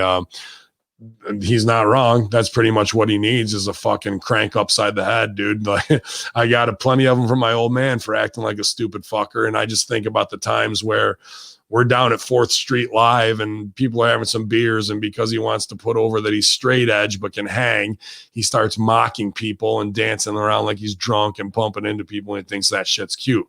That's where you fucking give him 5 upside the fucking head and his face starts to pound and he can feel the pulse in your cheek. That's when you know you were being a stupid cocksucker and you should have just been yourself, and you're a weak person that way. So there's 50 different things I could say. And he also took me out to dinner a couple times and footed the bill and paid it forward. So there's good and bad in it. But once you expose yourself as the kind of person you really are, especially to other men or women who get it, you can't put the illusion back up. It's exposed. And that happened more than once, I'm sure, in WWE. And here's Reigns talking about it, Well, this could all been avoided in OVW if you just did what you needed to do. I should have. Him and Cole at the same. You could have got two. I did step up to Cole in his fucking face, and yeah, but I don't think that was good enough. Yeah, like I'm kidding, but yeah, I mean, I regret that, and it's not some superhero shit where I look at myself a certain way. I was big enough to do it, and fucking should have put Punk in his fucking place as a man. Dude, I look at you that way. I mean, let's be honest. Like, it's within me, and for the matches we had and how good we had chemistry, there's moments. There's always going to be moments with those type of people. There's been more moments with Colt Cabana potentially just disrespecting me and talking down to me because he was the current flavor of the month or the year. They never escapes these people, but you can rest assured there was always a little bit in me. There was mostly me just walking away and going, whatever, I'm going back to the room. I don't need to deal with this shit. But there was that little part of me like, this might be where I need to make my stand and just say enough is enough with this bullshit with any of these kind of people. So I give it to you for stepping up at a level that could quite possibly have been the crossroads for you with somebody. And maybe it was. Maybe that hurt in a way. You hurt your wrestling career, but your overall brand in the future is much more sustainable. Because look at these guys now. These are two guys that are pretty unhappy after making millions of dollars, and they turned on each other. And they're both unhappy. Nothing will ever be good enough for either one of them from what I see and understand and hear. There's it's the wrestling bubble unhappiness that you're always chasing that wrestling high instead of the true fulfillment that we have with what we do. I know it sounds preachy, but it is, dude. This stuff is just a much better life for both of us than letting those people like that control how much we make and how we make it. I'll tell you what, if there's ever a time in the future where there's not like I would go out of my way, but if we'll probably be in the same room, same locker room, some weird thing.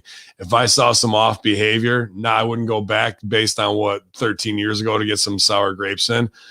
I wouldn't waste a fucking step in putting him fucking in his place right there, dude. I would belittle him, make him this big in front of everybody, because there is the power that was over me then is long gone. You know what I mean? That fear of I better stay in this bubble and do the right thing. But those situations, unless if it affects me directly, I'll never stay silent. If it's something that's completely not my business with strangers, then you just fade, you know what I mean? But that will always stick out to me, and it's not any sour grapes. Like I said, I never really had too much issue one-to-one with Punk. I would just sit on the sidelines and see a lot of missing pieces of what it takes to be a man, in my opinion. Which in the wrestling business is exactly the kind of people they love to promote. Yeah. I get it, dude, man. This is the thing. The example. Frank, you think Punk will whoop my ass? I'll fucking kill. I would crush him. I don't care how much skills he's got right now. I would beat him 10 out of 10 in any fucking fight that you want to put in, dude. Boxing, like amateur shoot wrestling, or MMA. I will fucking thump him within an inch of his life. You put me next to him and stand wise, dude, just weight class alone. There's no way he's getting anything on me that's hurting. Can I change my answer from earlier if he's grouped with Braun and LT and all them? Go ahead. Yeah. Hey, man, I actually do for the events. I have all the respect in the world for somebody that goes from pro wrestling and wants to try UFC and also work a UFC promoter. He worked a wrestling promoter. Yeah. He worked a UFC promoter, and he worked a TV network president all in his lifetime to get millions of dollars and fail every time. Didn't raise ratings, didn't fucking win one UFC fight. Dude, he's sponsored by Chicago Comics. Here's where I'm fucking cut from. He's still sponsored by them? I don't know, whatever. That's what I'm saying. He's there every Wednesday. He's sponsoring them. So who do you think is fucking made of the real shit? The fantasy fucking book guy, or the fucking dude who knows how to sharpen a 2-man crosscut and build a flint knife and will stab you up with it? Like, you know, there's just a facade of wrestling, and then there's the real core of what it is. And that's why I don't have any fear of any reprisal or anything along those lines, dude. Never. And that's why I love you, Sal, popping on, because for everything that way you guys look at me and what I've done or where I've been, there are some missing elements that I wish I had filled in back then and had that perspective or have the opportunity growing up in Philly and shit. There's plenty of shit that you have that I don't have. That's not that you're missing something. Well, there's plenty of shit that I didn't get, thank God, in Philly either. You have all the potential and want to accrue that knowledge. Guys like that are, fuck you, I know everything. You're not shit. How dare you talk to me like that, you fucking redneck? I'm from the streets of Chicago. I'm bad as oh yeah? Let me fucking smack your head off the curb a couple times. Then we'll fucking see who's over. I love the World Star videos where dudes like are in the hood from the hood will show up in some random town and be like, what? New York City, Bronx, motherfucker, Brooklyn, what? To some fucking, you know, local dudes. And it always ends up with Bronx, New York City, motherfucker, what? Laid the fuck out in a Wawa parking lot. You know what I mean? So that just kills me, man.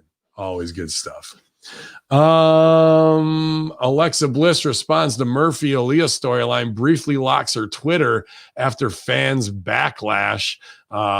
She put over Alexa Bliss locked her Twitter account for a few hours on Monday after finding herself on the receiving end of a flurry of negative tweets due to her earlier comments about Aaliyah Mysterio storyline with her ex-fiance Murphy. In her initial tweet after Seth Rollins revealed the text message between Aaliyah and Murphy on Monday Night Raw, she says, honestly, I don't blame him. LOL, hashtag shoot your shot, bud, a tweet she later deleted.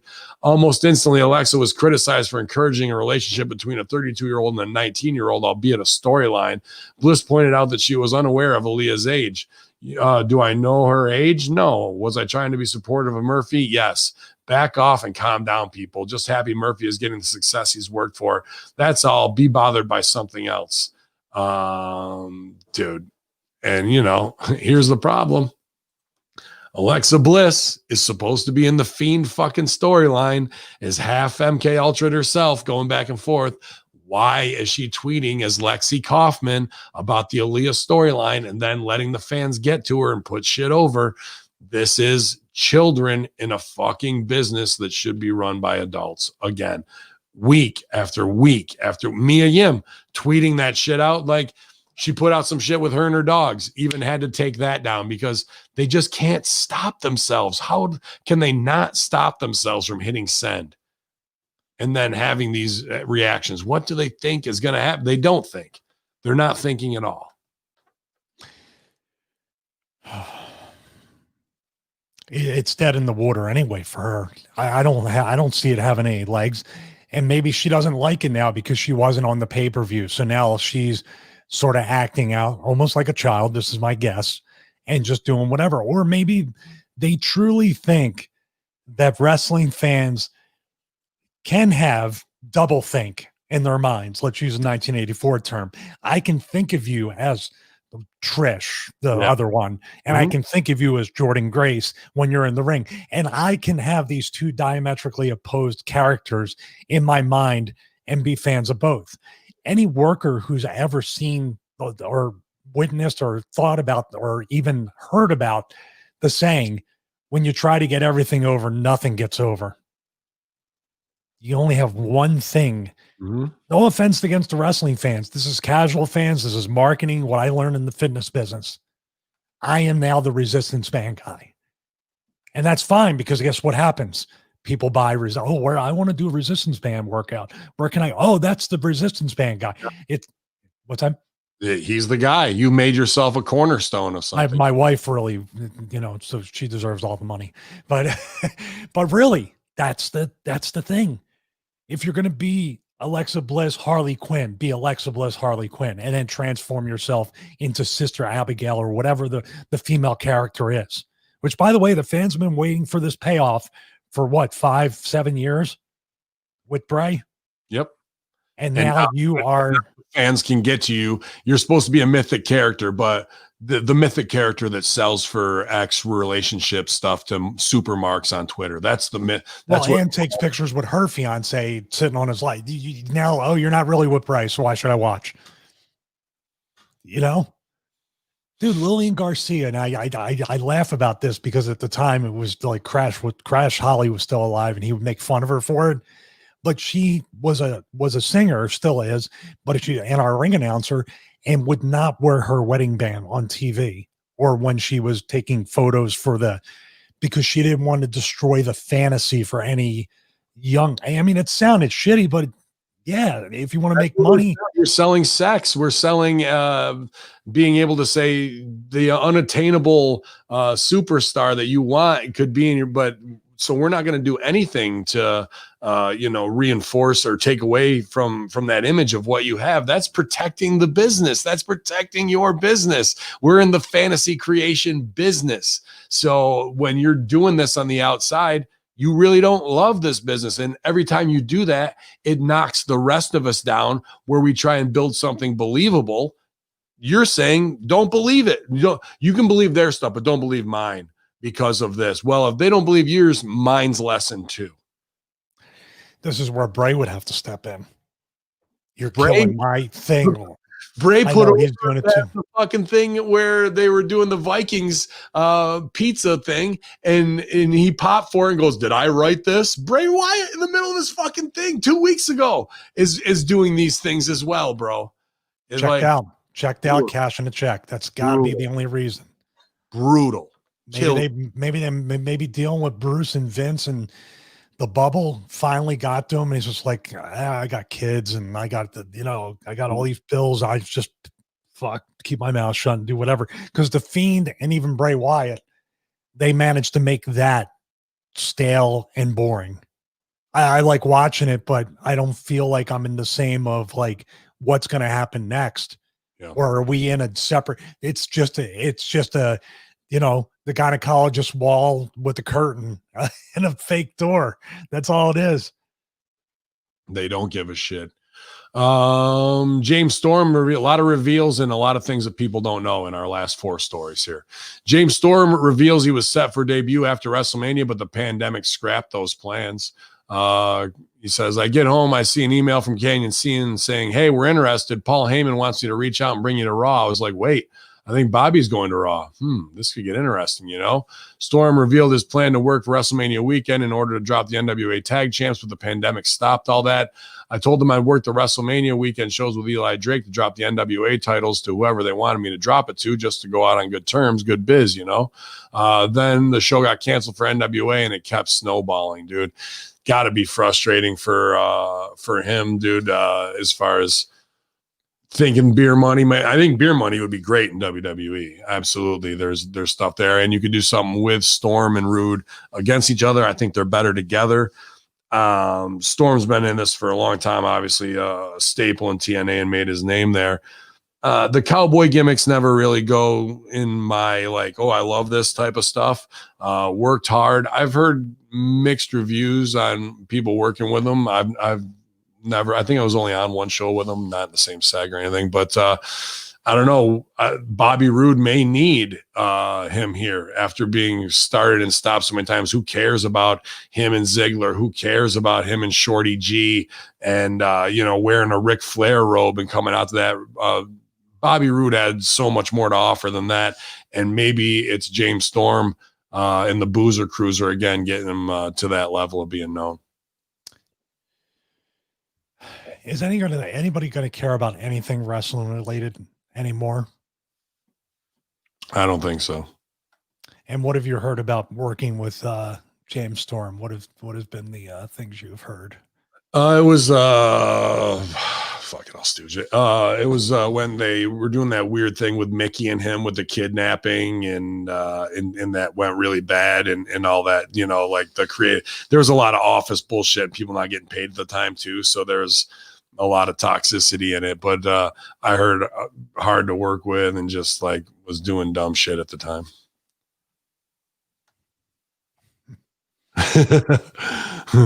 Is that similar or no? Is he in the room? Well, this is a business of having to get your shit in, which I've never been completely prescribed to because I can work with anybody. Yeah, but it was very much sometimes it was just like pulling teeth because you had to, whether it made sense or not, he wanted to do what he wanted to do. Right. And he's not a unicorn in this business with that, and that's what I mean. Like I was at a point in my career too, where it's just like a Bray, I guess, or even the other ones. All right, fine. I'm just going to go along to get along and I just want this.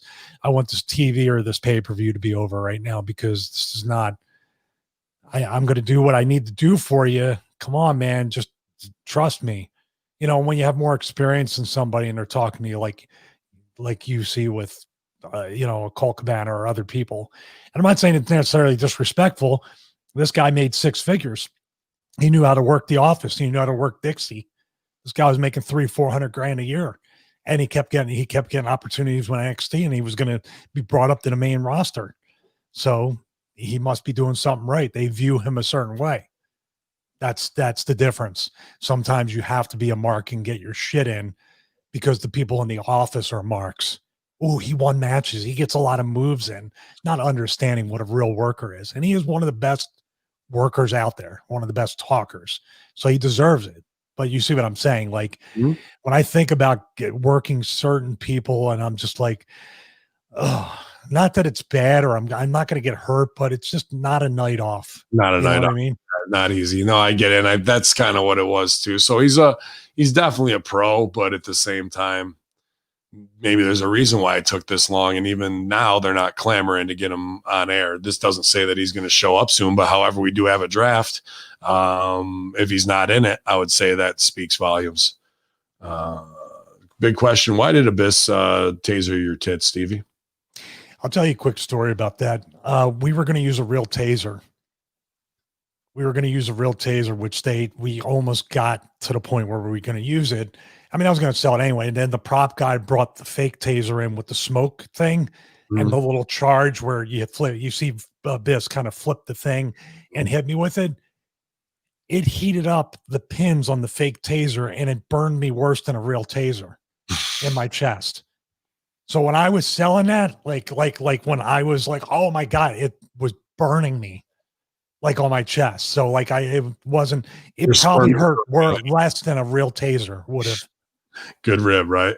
Yeah. Not electricity, but we're going to use some magnesium that burns super fucking hot. And we'll see how he does with that. Daniel Price is bad. So basically, Stevie was in I love wrestling, but I hate my job mode, pretty much. Mm-hmm. I didn't hide it very well at that stage of my career either. I'm like, you know. I mean, that's 95% of industry vets, I think. What a sell. What a sell. Miro admits that there was no long-term plan for the Liv Morgan and Lana storyline. No plan, one-time pop, no plan. A lot of things were made for one-time pops. People thought it was the worst thing and it meant all these things. No, it was a one-time thing and a way to get people talking. At that time, the showrunner was about getting people talking and controversy. That's how the whole thing happened. It was about the controversy and all that. We achieved that. Unfortunately, there was no follow-through. That's what happens when you change people all the time. There's no follow through. You reveal CJ to leave her husband and revealed CJ to leave her husband and be the worst. She's still the baddest heel on their show. And she did all that for what? To throw everything away the year before? Nobody remembers that. That was on with Chris Van Pilot. Ridiculous. Absolutely. And he says the showrunner, was that Bischoff at the time just looking to do an HLA angle? No, I think I think that was Paul. Okay. Because was Bruce even back then? Bruce came back in January. Was it of this year or the year before? Year before. So January, that was the Atlanta Raw. That was the anniversary one where they had a good start and then it just kind of dropped off. I want to say that Bruce had just come back and my God, man, they've had so many people and it's kind of run together. The showrunner might have been Bischoff if talking about controversy with no long-term angle. That's strange. Copy paste. And well, I hear no long-term angle. That means we're all in behind it. What are we going to do to punish her this week? We'll do a lesbian angle. Then next week we'll do the black guy angle with her. And then we'll do, that's what it you have a person coming down saying, I'm this woman's lover and I'm breaking up this wedding. I'm objecting to it. But then you can't, nobody sits there and goes, okay, Liv Morgan, well, what are we going to do with her and Lana after that? Or what are we going to do with Liv Morgan? Right. Pretty much, dude. Like that. And now Liv Morgan is what? My mom. I took a lot from my mom. I am, wait till you see this Liv, sexy Liv in a fucking bathtub. Then there's never seen a team like this. Look at my tears. Now Spirit or Riot Squad's back together almost, but yeah. And what do you want? Boom, pushed by Biggie Smalls. That was my favorite. You love two baby faces begging off from the one heel. Right? Just throw her down. Just ridiculous. And then she'll go home to her condo and put on some yoga pants and take spread leg camel toe pictures in front of a Walmart mirror. And this is the level of superstars we're dealing with. Yeah. These are children. That's the only time I think the Bible verses should be banned with Instagram posts. Like, I love it, man. You're standing. My wife, she goes, she's like, look at this. And like, then a Bible verse, like right after. I know you're a version to the Bible anyway, but I know you've also read the Bible or some of the parts of it. Yeah, and I don't think I ever saw Mary Magdalene taking a selfie in front of the mirror showing the deal and saying, like Romans 8:28, like or Phil, just saying all things come together except my legs. Christ who strengthens me. And Moses split this wet ass pussy like he never has before. Yeah, look at my Red Sea.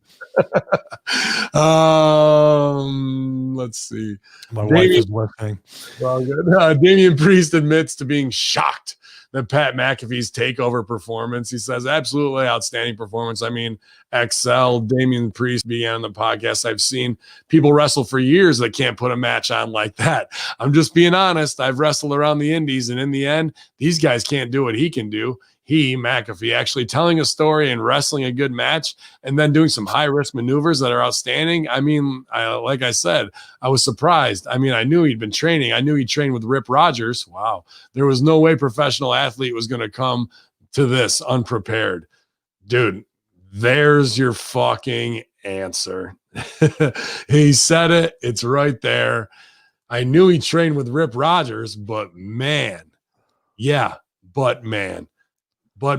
everybody who trains with Rip Rogers gets trained the right way if you put in your 2 to 3 years. And if you're a pro athlete who's dedicated, you only need 2 to 3 months of training to fucking outshine everybody who thinks they're over at NXT. What's that tell you? Your training at NXT sucks shit through a straw. You are being told to get your shit in. You're being told you're stars on day one because you fucking signed your contract and posted a pic because you're in Florida and everybody else lives in Florida. All these things that got you, because they gave 22 people a t-shirt and probably only sold 5 total so far. You know, like all these things that get your head gassed up that you're a worker. You ain't a worker. You might have worked the indies and seen some dumb shit, but now when you see how wrestling's done the right way with a guy who's only been doing it 2 to 3 months, that should make you question the last 7 or 8 years of your career going, what the fuck was I doing? I'm clueless. I need to get Hustler. Or you need to go to the office and go, can we bring in Hustler for a week to do? Why has that never happened? My God. They even brought me in. They brought fucking Quackenbush in. They bought Mondo in. They bring a lot of guys who are Rip Rogers guys. Oh, they bring a lot of guys who haven't either. I mean, Quackenbush didn't deserve to be there. I don't understand that. No offense against that. Well, I don't care. If you're looking at Rip and you're looking at Quackenbush, and even if you're looking at me, Rip, give Rip the $1,500 or more to go there for a week. Rip only charged 50, but fuck them. Give me 1,500, you fuck cocksuckers. Yeah, that was like when Luke Hawks, like they want to give me 1,000. I go, well, tell them I got 1,500. He's like, really? You want me to tell you? I said, I don't give a fuck. You're my boy. Get the extra 500. The boys need to talk about that shit. That's how the fucking clique got over and got their money. Talk about your money, man. Triple H has heat with Rip somehow, says Stranger's Alley. It all goes back to when Rip called Lita a cunt and they stooge him up. He calls everybody a cunt. That's one of his favorite words. That might be a problem in that atmosphere. Yeah. Well, like, that's the whole thing. But are you going to get around the Mickey Rocky fucking dynamic? You know what I mean? Of somebody pushing you and you're going to be worried about words versus the actual content that makes people the best wrestlers. Why Serena Deeb is the best wrestler in AEW, not women's wrestler, the best wrestler in AEW, is because she's Rip Rogers. Why Mike Mondo goes down there and is a guest trainer and one of the best minds? Because he learned it all from Rip. All the people who get over are the ones that, why is Ciampa over? Why was Ciampa the top fucking guy? Because of OVW, Rip and Al, dude. It's blatantly simple. And when you even got this dude going, I knew he trained with Rip and Rip's just a legendary name. No, Rip could take everybody in NXT and within 2 months have them never doing a sliced bread on the apron ever again. Maybe you'll fucking go for the sliced bread and look like you're going to do the threat of violence and then nobody has to die. We'll do that maybe, and I'll show you how to fix it and put it in there, but you're never doing that dumb shit again in my ring. Get the fuck out. So, y'all, man, that popped me there. I wasn't expecting to read Hustler's name. At Hustler27, what is it? 2754, February 7th, 1954. Get at him on Twitter.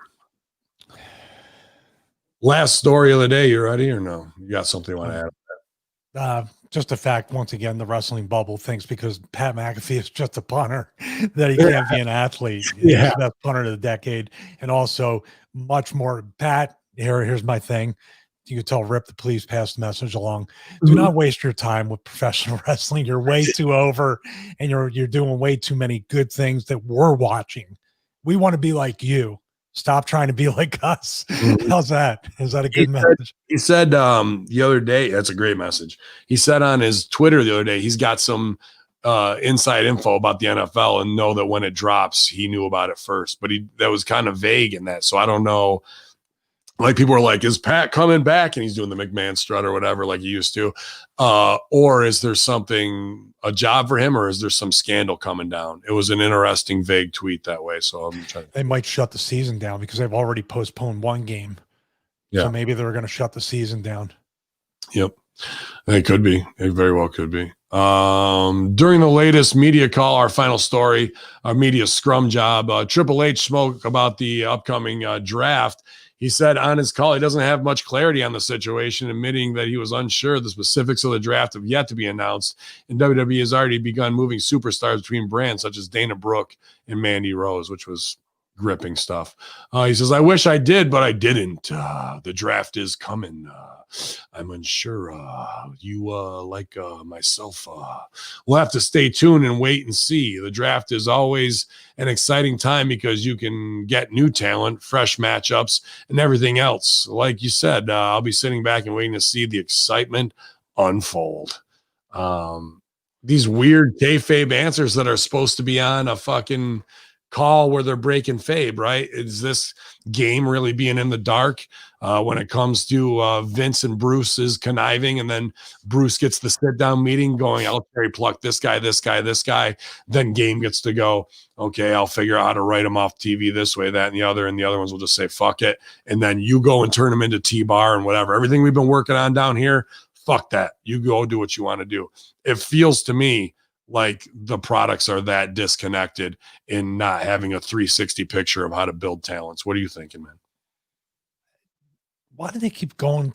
They just keep going into the well for these things like the draft and the reunion shows and this anniversary. And come on, man, they missed the. If they're trying to create content, and as morbid as it sounds, you could have had instantly on SmackDown the Road Warrior Animal tribute episode of SmackDown and had all the Road Warrior. Of course, you'd show how not over the current talent is. Yep. A Lawler thing on Monday, you could have showed how he crossed over to Letterman stuff, Andy Kaufman, all these other things. We talked about it on Raw SmackDown review. Why keep going back to a draft? I mean, the draft, the NFL draft is once a year, and it's built up, and it's new prospects, and it's all these people you haven't seen. If you're going to do a draft, show us the college level players, the NXT wrestlers, and what they have. Have a Mel Kiper type person, Todd McShay, these guys that can analyze who these kids are and how much chance they have of, in a shoot way, being successful, and what the shortcomings you believe are. Why can't you have a rock star Spud, what's Robbie E's name, whatever up there now? Robert Stone. They should be your Jerry Maguires proponenting to try and get their guys on the main roster. That's all opportunity for those guys to be represented and make it look like a legit, incredible sport where there's a go-between in between, where they go to Triple H and they go to Bruce and they get the deal done and a contract signing that actually looks real incredible, as opposed to over here you're Dijak, but up there you're T-Bar because of a draft. Like the feeder system is to build characters that introduce them to your audience that they want to see go to the main roster, not get ready and then here and then fuck that, you're over there now is something else completely and we're back to square one. That is the dumbest fucking way to invest in your talent and build a property, because you're also getting a talent ready where they're putting time into their character, and then you're going, you know what, screw that character, back to stage one, and now we got to try and get this out of the blocks without them really knowing what's going on with that idea, and they don't have any investment in it. Here's the thing too. You don't have the NFL draft and then say, let's cut to a football game for 10 minutes and then let's come back to the draft. They have matches and then there's a draft on the Titantron, or there's these other things. You have a real, especially with no crowd now, you have a real thing where it could be bring that kickoff desk into the ring and have the draft people and do stuff. Here's another thing. I was talking earlier about being the age I am, but still being able to contribute something, or other people, or wild cards out of nowhere. Wild card. So why can't you turn around and have the person who's the GM of each show? Who's the GM of all three brands except for Regal? Adam Pearce of both shows. Why can't you turn around and say, just like when someone says, I need an experienced backup quarterback. I need to have an experienced quarterback because we just drafted another quarterback who's not ready. What's wrong with drafting someone who hasn't been in the company? Well, Rikishi, because obviously he's going to play into the thing. I draft Rikishi, and you're like, what? Rikishi's back. Do you see what I mean? Like, I'm drafting people who aren't necessarily new people or unknowns or NXT, but I'm bringing back. I need a left tackle that knows how to block. That's the kind of thing. But you know what we get? You had a chance to make the SmackDown draft look like a real draft, a real war room, but you got the fucking Fox robot dancing in the background, and they think that's they think they're going to have all the execs in the war room and throwing papers in the air and high-fiving each other that they got the Fiend, like what they did before with Allman and them. Yeah. I mean, we saw it firsthand. We couldn't believe that these people are getting paid millions of dollars to be idiots. But that's what I mean. All you got to do is look at every draft show. You can look at Adam Rank is one of the biggest wrestling fans I've ever met. One of the greatest guys, one of the most generous. And you don't think someone in WWE can call up Adam Rank and say, hey, how do you run your fantasy draft thing? We'd like to mirror it. And actually, you know what, Adam? We'd like for you to host this. We'd like for you to host our draft. Dude, how can they not? He would jump at it. NFL Network might be like, but he would politic to do it. Adam Rank hosting the WWE draft. It'd be way better, dude, to give it credibility. That's the thing. McAfee and Adam Rank hosting the draft. Why not? Why not, dude? And doing the interviews and whatnot and putting over your career. Like, instead, it's going to be some lottery ball bullshit where people are wearing red shirts and blue shirts. And we're going to go back to that again. And well, even to have get that, you're just going to get it up on the screen. Andy and Dana show up in the week beforehand. How stupid is that to like blow the cover off that? I hate that stuff, man. Oh, and here's what you're going to get. This is all right. NFL draft comparison. The number one pick, Joe Burrow, gets drafted. So let's have a football game right here at the draft and have Joe Burrow play. Let's do it. No anticipation. None. Like they're drafted to Raw and now they're going to wrestle. Well, why are they wearing their fucking, I don't know, man. You do know. And that's what next week's going to look like on October 9th and 12th. And on the 13th, when we do the Raw and SmackDown review on Russo's brand, I'm sure. Live on Twitch every other Wednesday too. Yeah, yep. We might be talking about it. So a lot of great stuff coming up for you guys across multiple brands. There's new podcasts out this weekend too for the 5-star star search. Fuck that. It's the 6-star star search now, baby. The finalists have been announced and we want you guys to listen to them because Hamin Media Group, you guys are all going to get to vote as a collective on what you want. The producers are, and then I am as well. And we're going to see who's going to become the new Hamin Media Group affiliate. A lot of great stuff out there. Some of my OVW brothers and sisters have submitted some stuff. There's a Boy Meets World podcast. I know there's a heavy metal one with Rat Salad and all that. So there's a lot of different options of what you guys want to see our affiliate program expand to and give great opportunity. All of them could be winners and selected. There's no doubt about that. They're all good stuff. So give a listen, and we want to hear your opinion on, hit us at Hamin Media Group, Instagram, Twitter, or at the Hamin Media Discussion Group. We'll probably be running the poll a couple different places as we narrow it down through October, you guys. So appreciate everybody who submitted and is looking forward to joining along with this crazy band of brothers and sisters, man. But Stevie, I know you got some traveling to do today. What else is going on as we head into the weekend? What can we do to stay healthy, wealthy, and wise? Well, I have one more day this week of the morning warm-up show, or you say the wake up show, as you call it. I'm going to trademark that too. It's going to be redirected to AEW's website. So but I'm having it's funny that I'll do the Hunter thing. It's a funny thing. But it was really weird how I had that last minute, trying to talk myself out of it and seeing, am I really prepared to do this 5 days a week? day 1 and 2 went really well. Day 3, middle of the week, it kind of felt, yeah, it's a leak. It could wear me down a little bit. And then today it would like reinvigorated me after the Horseman and with the least amount of sleep as possible. It's really starting to shape up in my mind, and I'm getting a ton of great feedback on it. And even the people that are thumbs downing it, which is interesting to me, I don't take offense to it at all. As a matter of fact, my wife and a few other people say those are exactly the people that need to hear the message. Because if you're going to be up at 6 a.m. just to wait to thumb something down, that's an interesting take on like psychology and mindset of people, so it's really weird and interesting to look at it that way, but it's amazing. It's almost like I'm going to miss not doing the show Saturday and Sunday, but Monday I'll come back and do it. And it's been getting great views and subscribers on the audio version, as well as plays on the audio version have been really, really humbling to me. Today's a big day. I covered it today. Better late than never. That's episode 4. And my digital piano comes in today. Awesome. I'll start learning.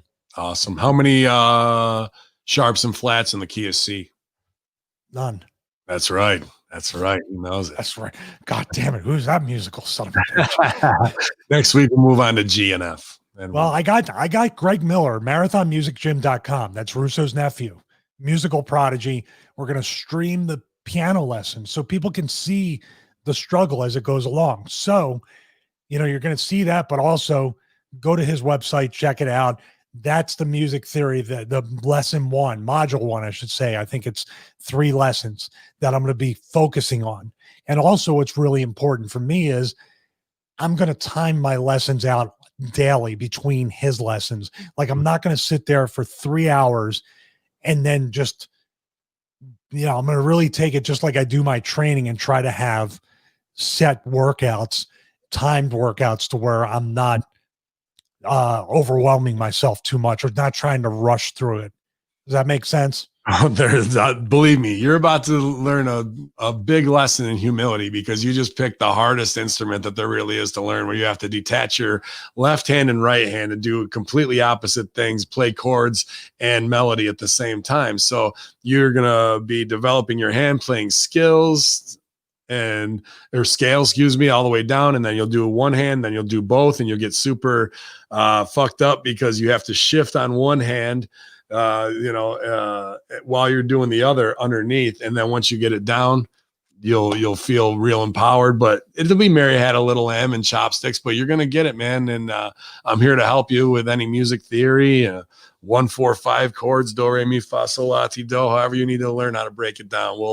We'll increase everybody's acumen. It'll be good for me. I haven't done music theory in 20 years probably. So I'm looking forward to this, and it is absolutely inspiring as everyone's putting in here, whether it's their morning walk and just kicking the day off right.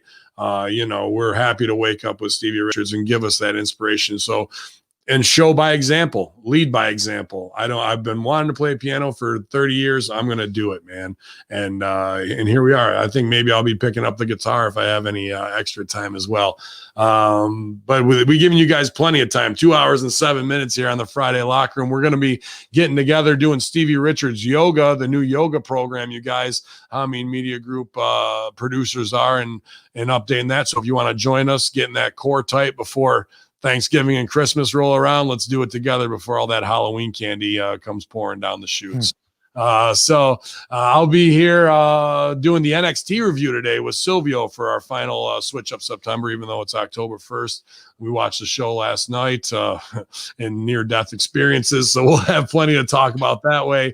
It'll be Man Beast, Billy Ray Valentine, and I believe MSG over doing the AEW review this week as well. So having a good time with that. We hope you enjoyed Switch Up September.